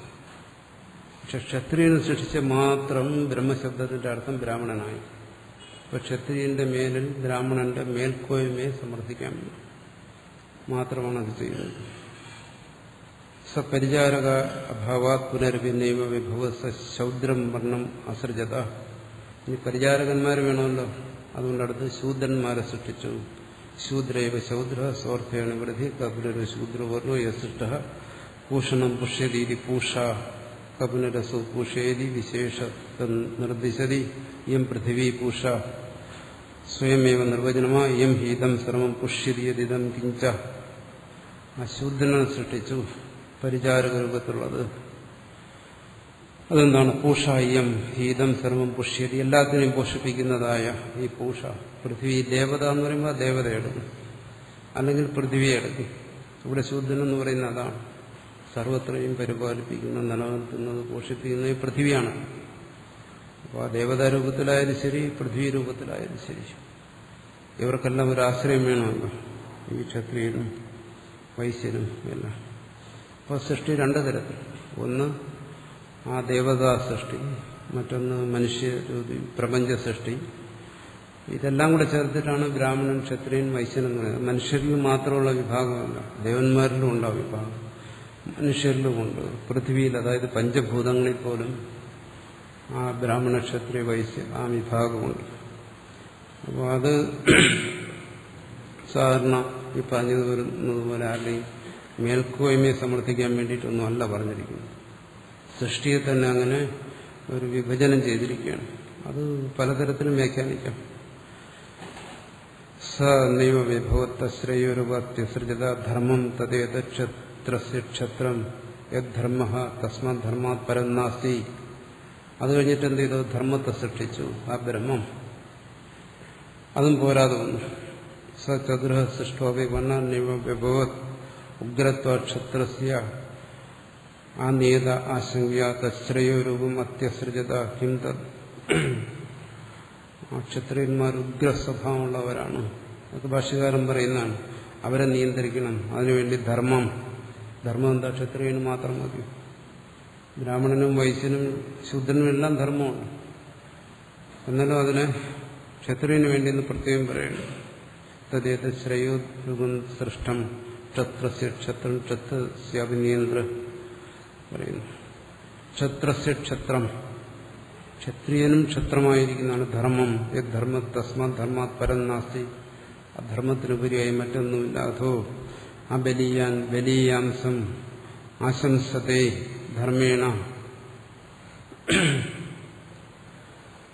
പറയുന്നു. ധർമ്മത്തിന്റെ വിശേഷത എന്താണ്? അധോ അപി അബലീയാൻ ദുർബലതരോപി ബലീയാംസം ആത്മനോ ബലവത്തരം അപ്പി ആശംസതേ കാമയതേ ചേതും ധർമ്മേണ ബലേന യഥാലോകേ കശ്ചിത് രാജ്ഞ സർവബലവത്തമേനാപി കുടുംബികഃ ഏവം. അപ്പോ ധർമ്മത്തിന്റെ പ്രത്യേകത പറയുന്നു. ധർമ്മം ഏറ്റവും ബലമുള്ളതും ഏറ്റവും ശക്തമായതിനെയും ധർമ്മത്തിന്റെ ബലം കൊണ്ട് ദുർബലന് ജയിക്കാൻ പറ്റും. ധർമ്മത്തിന് അങ്ങനെ ഒരു ശക്തിയുണ്ട്. അതൊരു വലിയ തത്വമാണ് പറയുന്നത്. സാധാരണ മറ്റ് ഭൗതികമായ ബലം, സമ്പത്ത്, ഐശ്വര്യങ്ങൾ, ഇതെല്ലാം കൊണ്ട് നമ്മൾ ബലമുള്ളവരാണെന്ന് കരുതുന്നവരെ ദുർബലന്മാർ ധർമ്മം കൊണ്ട് ജയിക്കും എന്നാണ്. ധർമ്മത്തിന്റെ ബലം അതിനേക്കാൾ വലുതാണ് എന്നാണ്. ധർമ്മേണ യഥാരാജ്ഞ എന്ന് പറയുന്നു. യോ വൈസ ധർമ്മ. അപ്പോ ധർമ്മയുക്തനായ രാജാവ് ആ ധർമ്മം കൊണ്ട് തന്നെക്കാൾ ശക്തനായ രാജാവിനെ പരാജയപ്പെടുത്തും. ഇനി ധർമ്മയുക്തരായ പ്രജകൾ ധർമ്മത്തിന്റെ ബലം കൊണ്ട് അവരെക്കാൾ ശക്തിയുള്ള രാജാവിനെ പരാജയപ്പെടുത്തും. അതിന്റെ രാജഭരണങ്ങളെല്ലാം തകർന്നു പോകുന്നു. ധർമ്മത്തിന്റെ ബലം വരുന്നു. ആണ് പറയുന്നത് ധർമ്മമാണ് ബലം. അത് ബലമില്ലാത്തവന് സഹായമാണ് ധർമ്മം. അത് ബലമുള്ളവനെ കീഴ്പ്പെടുത്താം ധർമ്മം കൊണ്ട് എന്ന് പറയുന്നു. അതുകൊണ്ട് ധർമ്മം ഏറ്റവും ശ്രേഷ്ഠമാണ്.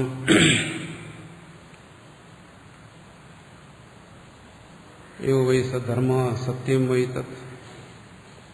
യോ വൈ സധർമ്മ വ്യവഹാര ലക്ഷണോ ലൗകികമാണ് സത്യം വൈ തത്. സത്യമിതി യഥാ ശാസ്ത്രാർത്ഥത സ ഏവ അനുഷ്ഠീയമാനോ ധർമ്മ നാമാ ഭവതി. ശാസ്ത്രാർത്ഥത്വേന ന്യായമാനാസ്തു സത്യം ഭവതി. ആ ധർമ്മം അത് തന്നെയാണ് സത്യം. ധർമ്മവും സത്യവും രണ്ടല്ല.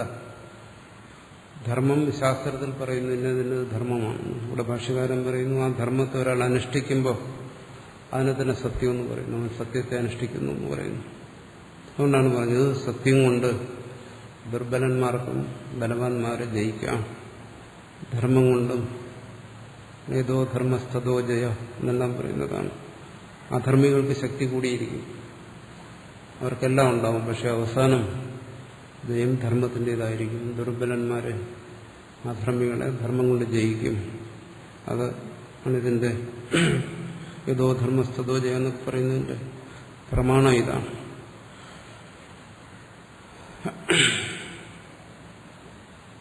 സത്യം വൈ തസ്മാ സത്യം വദന്തമാഹ ധർമ്മം വദതി. ഈ സമീപസ്ഥ ഉഭയവിവേകജ്ഞ ധർമ്മം വദതി പ്രസിദ്ധം ലൗകികം ന്യായം വദതി. അതുകൊണ്ടാണ് എന്താണ് ഒരാൾ സത്യം പറഞ്ഞു കഴിഞ്ഞാൽ എന്നുവെച്ചാൽ ന്യായം പറഞ്ഞു കഴിഞ്ഞാൽ ഉടനെ മറ്റുള്ളവർ പറയാം അയാൾ പറയുന്നത് ന്യായമാണ്, ധർമ്മമാണ്. സത്യമാണെങ്കിൽ അത് ന്യായമായിരിക്കും, ധർമ്മമായിരിക്കും. അപ്പം സത്യവും ധർമ്മവും ഒന്നാണ്. അപ്പോൾ ഈ വർണ്ണങ്ങളെല്ലാം സൃഷ്ടിച്ചിട്ട് ഇവർക്ക് വേണ്ടി സത്യത്തെയും ധർമ്മത്തെയും സൃഷ്ടിച്ചു. അപ്പോൾ ഈ വർണ്ണങ്ങളിൽ സത്യധർമ്മങ്ങൾ വേണം എന്നുള്ളത് സൂചിപ്പിക്കുകയാണ്. വിപരീണ ധർമ്മം വാ ലൗകികം വ്യവഹാരം വദന്തമാഹു. സത്യം വദതി ശാസ്ത്രാദനവേദം വദതി. ശാസ്ത്രയുക്തമായി പറയുന്നു. ധർമ്മം വാ വദന്ത സത്യം വദതി ഏതദ്ധേവതത് ഉഭയം ഭവതി. ഏതുക്തമുഭയം ന്യായമാനം അനുഷ്ഠീയമാനം ചെയ്ത് ധർമ്മ ഏവ ഭവതി. ഇത് എന്താണ്? അറിയുമ്പോൾ അനുഷ്ഠിക്കുമ്പോൾ സത്യവും ധർമ്മവും ഒന്നാകുന്നു. തസ്മാ സധർമ്മോ ജ്ഞാനാനുഷ്ഠാന ലക്ഷണ ശാസ്ത്ര ഞാൻ ഇതരാംശ സർവാനൈവ നിയമയതി. അതുകൊണ്ട് ഈ സത്യധർമ്മങ്ങൾ ശാസ്ത്രബോധമുള്ളവരെയും അല്ലാത്തവരെയും എല്ലാം നിയമനം ചെയ്യുന്നതാണ്.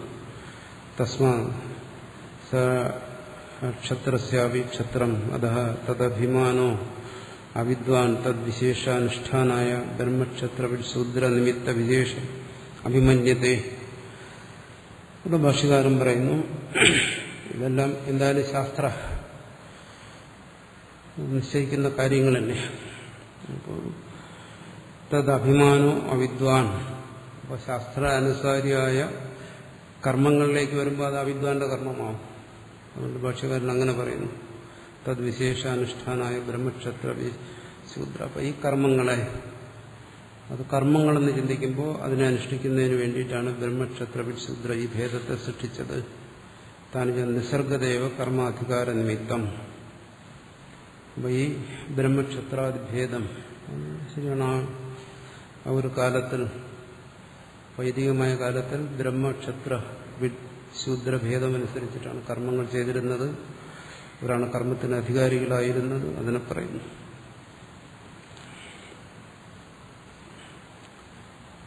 അടുത്ത മന്ത്രത്തിൽ പറയുന്നു, തദ്ദേതദ് ബ്രഹ്മ ക്ഷത്രം വിഡ് ശൂദ്ര തദ് അഗ്നിനൈവ ദേവേഷു ബ്രഹ്മഭവൻ ബ്രാഹ്മണോ മനുഷ്യേഷു ക്ഷത്രിയേണ ക്ഷത്രിയോ വൈശ്യേന വൈശ്യഃ ശൂദ്രേണ ശൂദ്രഃ തസ്മാദ് അഗ്നോവേവ ദേവേഷു ലോകമിച്ഛന്തി ബ്രാഹ്മണേ മനുഷ്യേഷു ഏതാഭ്യാം ഹി രൂപാഭ്യാം ബ്രഹ്മഭവൻ അതയോ ഹവ അസ്മാൻ ലോകാൻ സ്വം ലോകം അദൃഷ്ട്വാ പ്രൈതി സ ഏനം അവിദിതോ ന ഭുനക്തി യഥാ വേദോ വാ അനനുഭുക്തോ അന്യത് വാ കർമ്മ അകൃതം യദി ഹവ അപ്യനേവം മഹത് പുണ്യം കർമ്മ കരോതി തദ്ഹാസ്യന്തതഃ ക്ഷീയതേ ഏവ ആത്മാനമേവ ലോകമുപാസീത സയ ആത്മാനമേവ ലോകമുപാസ്തേ നഹാസ്യ കർമ്മ ക്ഷീയതേ അസ്മാദേവ ആത്മനോ യദ്യത് കാമയതേ തത്തസൃജത്തെ. ഇനി അതിനെ തുറന്നുള്ള ഭാഗം പറയുന്നു. തദ്ദേതദ് ചാതുർവർണ്ണ്യം സൃഷ്ടം. അങ്ങനെ 4 വർണ്ണങ്ങളെയും സൃഷ്ടിച്ചു. പക്ഷെ ഇവിടെ ഭാഷ്യകാരൻ അങ്ങനെ പറയുന്നുണ്ടെങ്കിൽ ഇവിടെ 3 വർണ്ണത്തെക്കുറിച്ച് പറഞ്ഞുള്ളൂ. ശ്രുതി ക്ഷത്രിയൻ, വൈശ്യൻ, ശൂദ്രൻ. ആ 3 വർണ്ണങ്ങളെന്ന് പറയുന്നത് ചാതുർവർണ്ണയത്തെ അല്ല പറയുന്നു. ചാതുർവർണ്ണ്യം എന്ന് പറയുന്നത് ഈ മനുഷ്യലോകത്തിലുള്ളതാണ്. അത് പറയുന്നത് ദേവന്മാരിലും മനുഷ്യരിലും ഈ പ്രപഞ്ചത്തിൽ മൊത്തം എല്ലാത്തിലുമുള്ള 3 വിഭാഗത്തെക്കുറിച്ചാണ് പറയുന്നത്. ബ്രാഹ്മണ സൃഷ്ടിയെക്കുറിച്ച് ഇനി പറയുന്നേ ഉള്ളൂ. കാരണം ഇതുവരെ പറഞ്ഞത് സൃഷ്ടി, അതിൽ ധർമ്മം, സത്യം. ഇനി കർമ്മത്തെക്കുറിച്ച് പറയും. ആ കർമ്മത്തെക്കുറിച്ച് പറയുമ്പോൾ പറയും ആ ബ്രഹ്മം തന്നെയാണ് ബ്രാഹ്മണനായത്, ബ്രഹ്മം തന്നെയാണ് അഗ്നിയായത്. അതാണ് അടുത്ത് പറയുന്നത്. ബ്രഹ്മ തദ്ദേതദ് ബ്രഹ്മ എന്നാണ്. ആ ബ്രഹ്മം ക്ഷത്രം വിഡ് ശൂദ്ര, അത് തന്നെ ക്ഷത്രിയനായി, വിട്ടായി, ശൂദ്രനായി എന്നാണ്. മനുഷ്യരെ മാത്രം ഉദ്ദേശിച്ച് പറയുന്നത്. അവിടെയും ഭാഷ്യകാരൻ തിരിച്ചു വ്യാഖ്യാനിച്ചു. സൃഷ്ടം ബ്രഹ്മ എന്നാക്കി. ബ്രഹ്മം ക്ഷത്രിയനെയും വൈശ്യനെയും ശൂദ്രനെയും എന്നാണ് ശ്രുതി പറയുന്നത്. അതിന് തദ്ദെന്ന് പറയുന്നതിന് ചാതുർവർണ്ണയം എന്നാക്കി. ഇവിടെ ചാതുർവർണ്ണയത്തെക്കുറിച്ചൊന്നും പറയുന്നേ. സൃഷ്ടിയിലെ ആ ഗുണഭേദത്തെക്കുറിച്ച്, സൃഷ്ടിയുടെ ഭേദത്തെക്കുറിച്ച് ഇവിടെ പറയുന്നു. ബ്രഹ്മക്ഷത്രം വിശൂദ്ര ഉത്തരാർത്ഥോപസംഹാര. അടുത്ത് പറയുന്നു യത് സൃഷ്ട ബ്രഹ്മ തത് അഗ്നിനേവ നാന്യേന രൂപേണ ദേവേഷു ബ്രാഹ്മണജാതിരഭവൻ പറയുന്നു. അവിടെയൊക്കെ ബ്രഹ്മം എന്നിടത്തെല്ലാം ബ്രാഹ്മണജാതി പ്രത്യയമാണ്.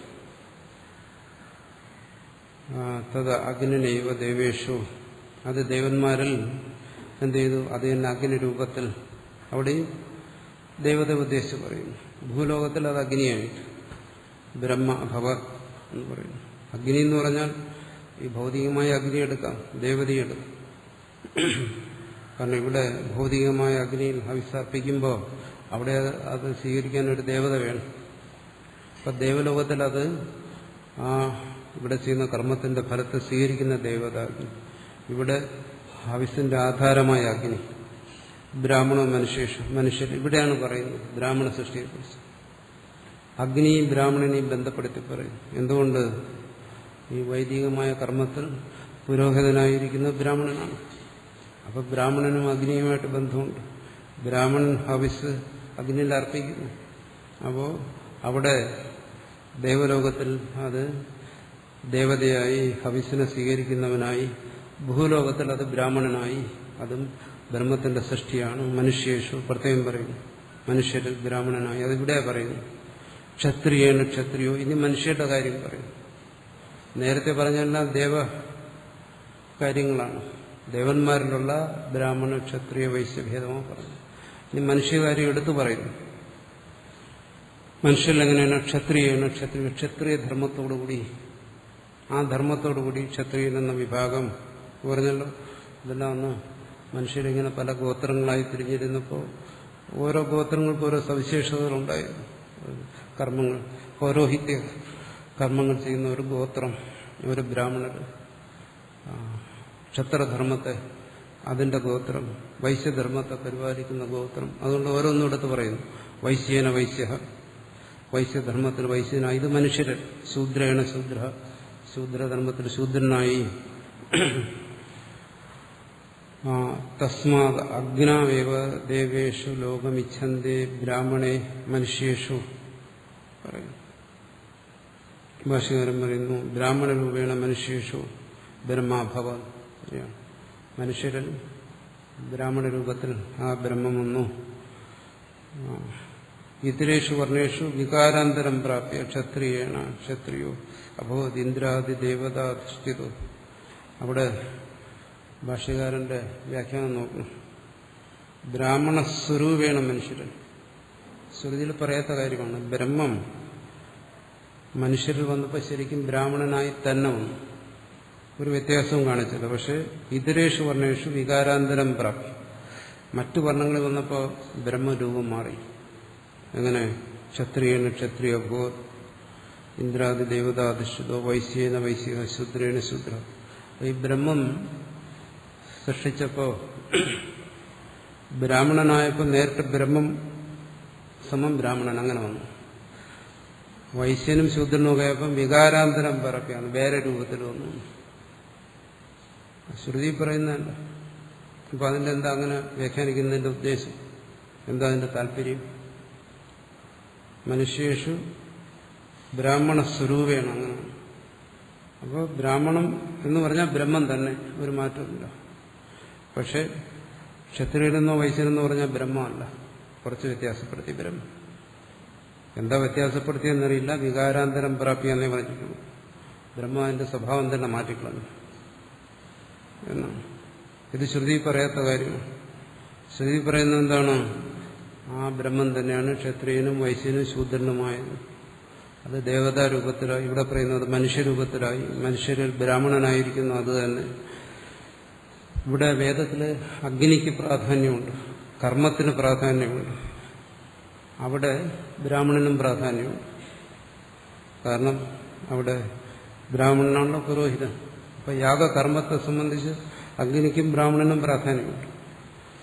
അത്തരൊരു പ്രാധാന്യത്തെ അല്ല ഭാഷ്യകാരൻ പറയുന്നു. ക്ഷത്രിയേണ ക്ഷത്രിയ അഭൂത് ഇന്ദ്രാദി ദേവതാധിഷ്ഠിതോ വൈശ്യേന വൈശ്യ ശൂദ്രേണ ശൂദ്ര യസ്മാത് ക്ഷത്രാദിഷ വികാരാപന്നമാപന്നോ ബ്രാഹ്മണേവച അവികൃതം സൃഷ്ടു ബ്രഹ്മ പറയുന്നു.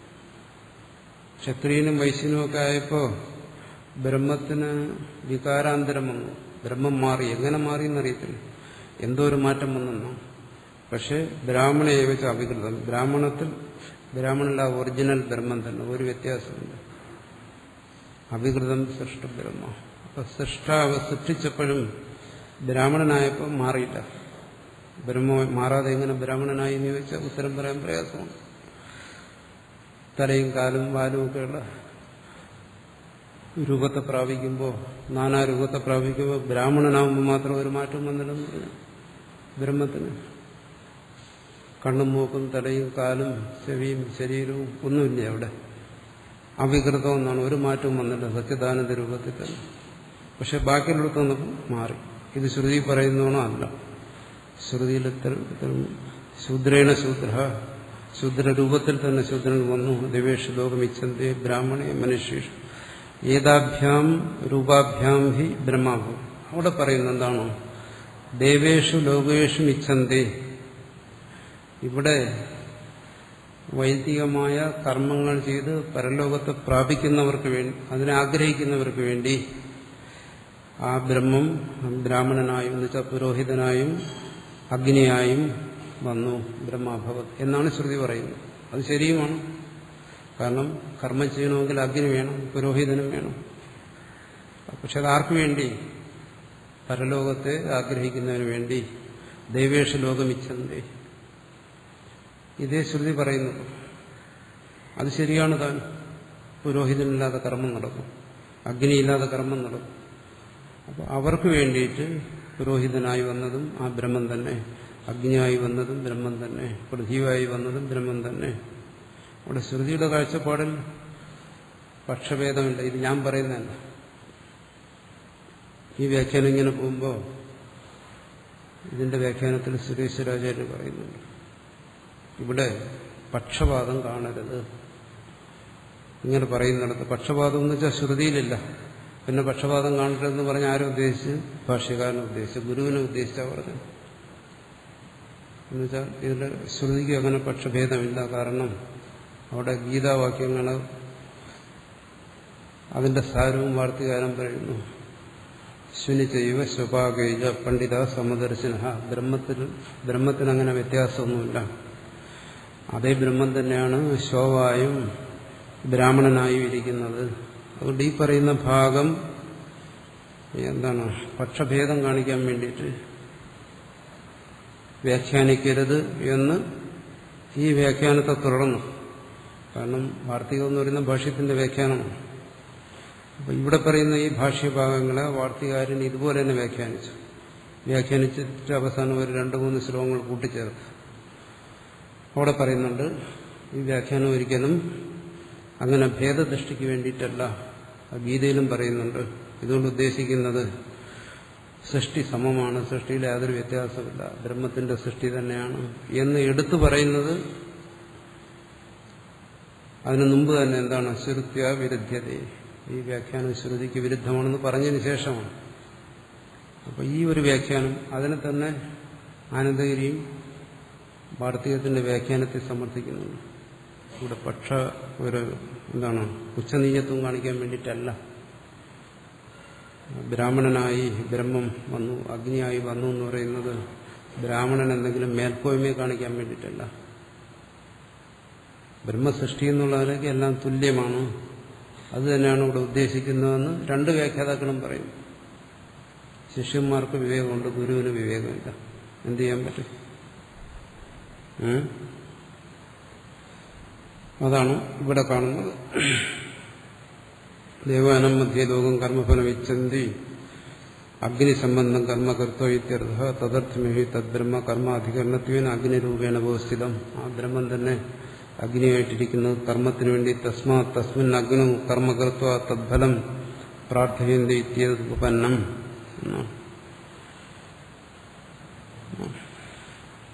അഥയോ ഹവ അസ്മാത് ലോകാസ്വം ലോകം അദൃഷ്ട്വാ പ്രൈതി സ ഏനം അവിദിതോ ന ഭുനക്തി യഥാ വേദോ വാ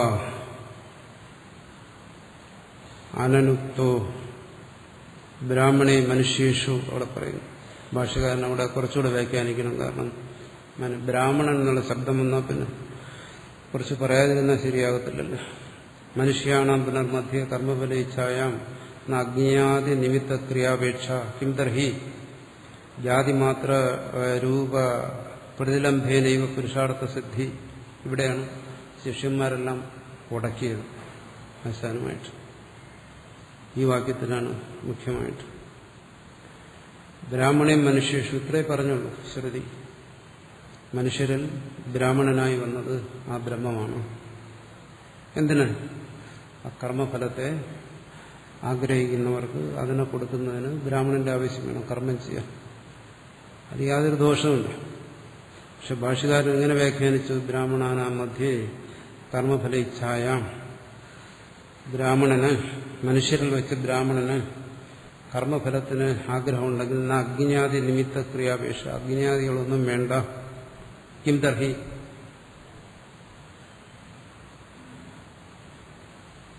ബ്രാഹ്മണനൊന്നും ചെയ്യേണ്ട കാര്യമില്ല. ജാതി മാത്ര സ്വരൂപ പ്രതിലംഭേ നൈവ പുരുഷാർത്ഥ സിദ്ധി.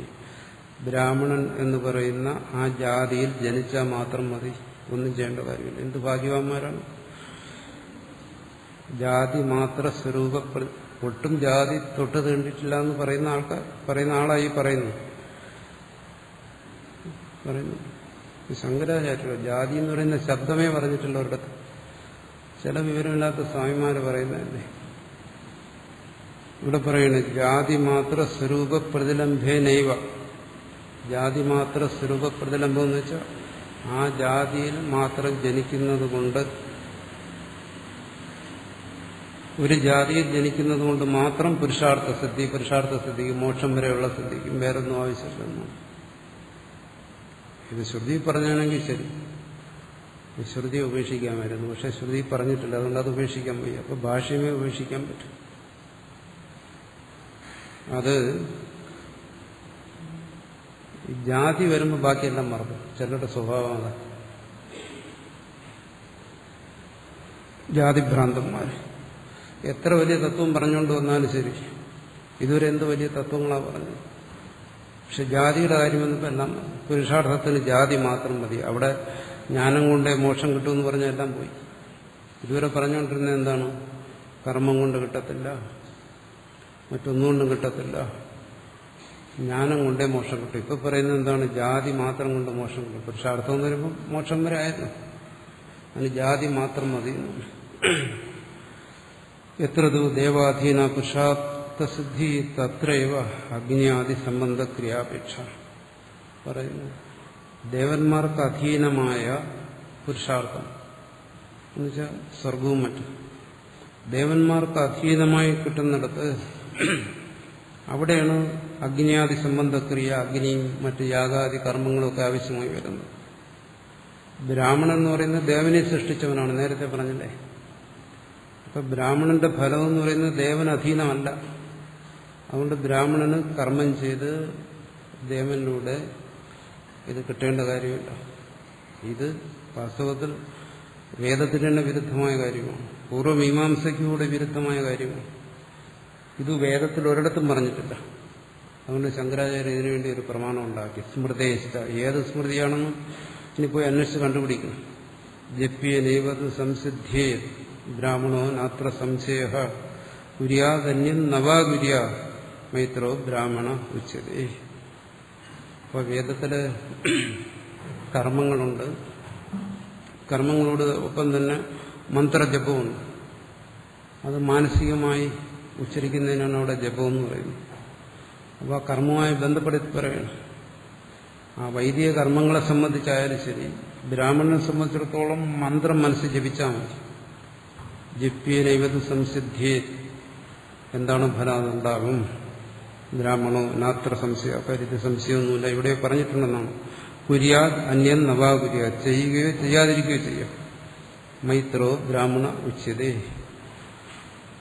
മൈത്രബ്രാഹ്മണൻ എന്ന് പറയുന്നു. കാരണം ഇങ്ങനെയുള്ള വിശേഷതകളൊക്കെ ഉള്ള ആള് ബ്രാഹ്മണന്റെ ശ്രേഷ്ഠതയാണ്. അതുകൊണ്ട് ഇനി പാരിവ്രാജ്യ ദർശനാച്ച, ഇവിടെയും ശിഷ്യന്മാരൊക്കെ ഗുരുവിനെ വിമർശിക്കുന്നുണ്ട്. ബ്രാഹ്മണനാണ് പാരിവ്രാജ്യം വിധിച്ചിരിക്കുന്നത്, മറ്റുള്ളവർക്കൊന്നും വിധിച്ചിട്ടില്ല എന്നാണ്.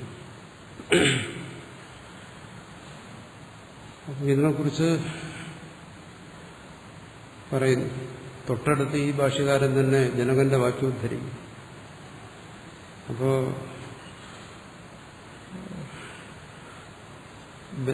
ആദിമാത്രം കൊണ്ട് ബ്രാഹ്മണന് മോക്ഷം കിട്ടും എന്ന് പറയും. ഇവിടെ ആനന്ദരി ചോദിക്കുന്നു, അതെങ്ങനെയാ, എന്തടിസ്ഥാനത്തിലാണ് പൂർവക്ഷിക്കുന്നത്? ബ്രാഹ്മണൻ സത്വഗുണമുള്ളവനാണ്. എന്താ, ബ്രാഹ്മണന്റെ രജോഗുണമുള്ളവനില്ലേ? ചോദിക്കുന്നു. പോക്കറ്റടിക്കാരനും പിടിച്ചുപടിക്കാരനൊന്നും ഇല്ലേ ബ്രാഹ്മണൻ? ഉണ്ടല്ലോ. പിന്നെ താങ്കൾ സത്വഗുണം മാത്രമെന്ന് പറഞ്ഞാൽ അതുകൊണ്ട് ഈ പറയുന്നത് ശരിയല്ല. രജോഗുണമുണ്ട്. ഇനി പാരിവ്രാജ്യം ബ്രാഹ്മണന് പറഞ്ഞു, പാരിവ്രാജ്യ ദർശനം ബ്രാഹ്മണനെന്നാ പറഞ്ഞു. അത് ശരിയല്ല. എന്തുകൊണ്ട്? അവിടെ മഹാഭാരതത്തിൽ നിന്നെല്ലാം ഉദാഹരണങ്ങൾ എടുത്തിട്ട് പാരിവ്രാജ്യം മറ്റു വർണ്ണത്തിലുള്ളവർക്കും പറഞ്ഞിട്ടുണ്ട്. അതുകൊണ്ട് ഈ ഭാഗം ശരിയല്ല, ഈ വ്യാഖ്യാനം ശരിയല്ല വ്യക്തമായും സുരേശ്വരാചാര്യ പറഞ്ഞു ശ്രുത്യ വിരുദ്ധ്യത, ശ്രുതിക്ക് വിരുദ്ധമാണ് വ്യാഖ്യാനം. അപ്പോൾ എന്താണ് ആ ഒരു ജാതിയുടെ, അത് യാതൊരു ലജ്ജയില്ലാതെ തുടർന്ന് ജാതി എന്ന് തന്നെ പറഞ്ഞു. ബ്രാഹ്മണൻ എന്ന് പറഞ്ഞാൽ ബ്രഹ്മജ്ഞാനി എന്നെല്ലാം പറഞ്ഞു കഴിഞ്ഞാൽ അവിടെ പിന്നെ അഭിപ്രായ വ്യത്യാസം. പക്ഷെ അതെല്ലാം വിട്ടിട്ട് തികച്ചും ജാതി എന്നുള്ള പേരെടുത്ത് തന്നെ പറഞ്ഞു. ആ ജന്മം കൊണ്ട് തന്നെ ഇതാകും. ഇങ്ങനെ പറയുന്ന ഭാഗങ്ങൾ വേദത്തിലല്ല, ചില പുരാണങ്ങളിലും മറ്റും ഇത്തരം കാര്യങ്ങൾ ഒരുപാട് എഴുതിച്ചേർന്നിട്ടുണ്ട്. ബ്രാഹ്മണനെ എല്ലാവരും പൂജിക്കണം, കാരണം ബ്രാഹ്മണൻ ദേവസ്വരൂപനാണ്, എന്നുവെച്ചാൽ ജാതി ജനിക്കുന്നത് കൊണ്ട് തന്നെ അവൻ മോക്ഷമുണ്ട്. ഇങ്ങനെയൊക്കെയുള്ള ഭാഗങ്ങൾ ഒരുപാട് തിരിച്ചേർത്ത് അതെന്തിനാ മേൽക്കോയ്മയെ കാണിക്കുന്നതിന് വേണ്ടിയിട്ടാണ്. അതിനെയാണ് ഇവിടെ ഭാഷ്യകാരൻ ഇവിടെ സ്വീകരിച്ച, അല്ല ശ്രുതിയാണ്. അതുകൊണ്ടാണ് സ്വശിഷ്യന്മാർ കൂടി ഇത് സ്വീകരിക്കാൻ കഴിയാതെ വന്നത്. യസ്മാത് വേദാഭ്യാം ഹി ബ്രാഹ്മണ അഗ്നിരൂപാഭ്യാം കർമ്മകർത്തൃധികരണ രൂപാഭ്യാം യസ് ബ്രഹ്മ സാക്ഷാദഭവത്. ബ്രഹ്മാഭവത് എത്രയും ശ്രുതിയിലുള്ളൂ. ബ്രഹ്മം തന്നെ അഗ്നിയായും ബ്രാഹ്മണനായും വന്നു. കർമ്മത്തിന് അത് ആവശ്യമാണ്. ഭാഷകാരം സാക്ഷാത് എന്നുവെച്ചാൽ ബ്രഹ്മം സാക്ഷാത് രൂപമാണ്, ബാക്കിയുള്ള എല്ലാം അതിന്റെ വികാര രൂപമാണ്. അങ്ങനെ ഭാഷത്തിൽ കൃത്രിമം ചെയ്തു എന്നാണ്.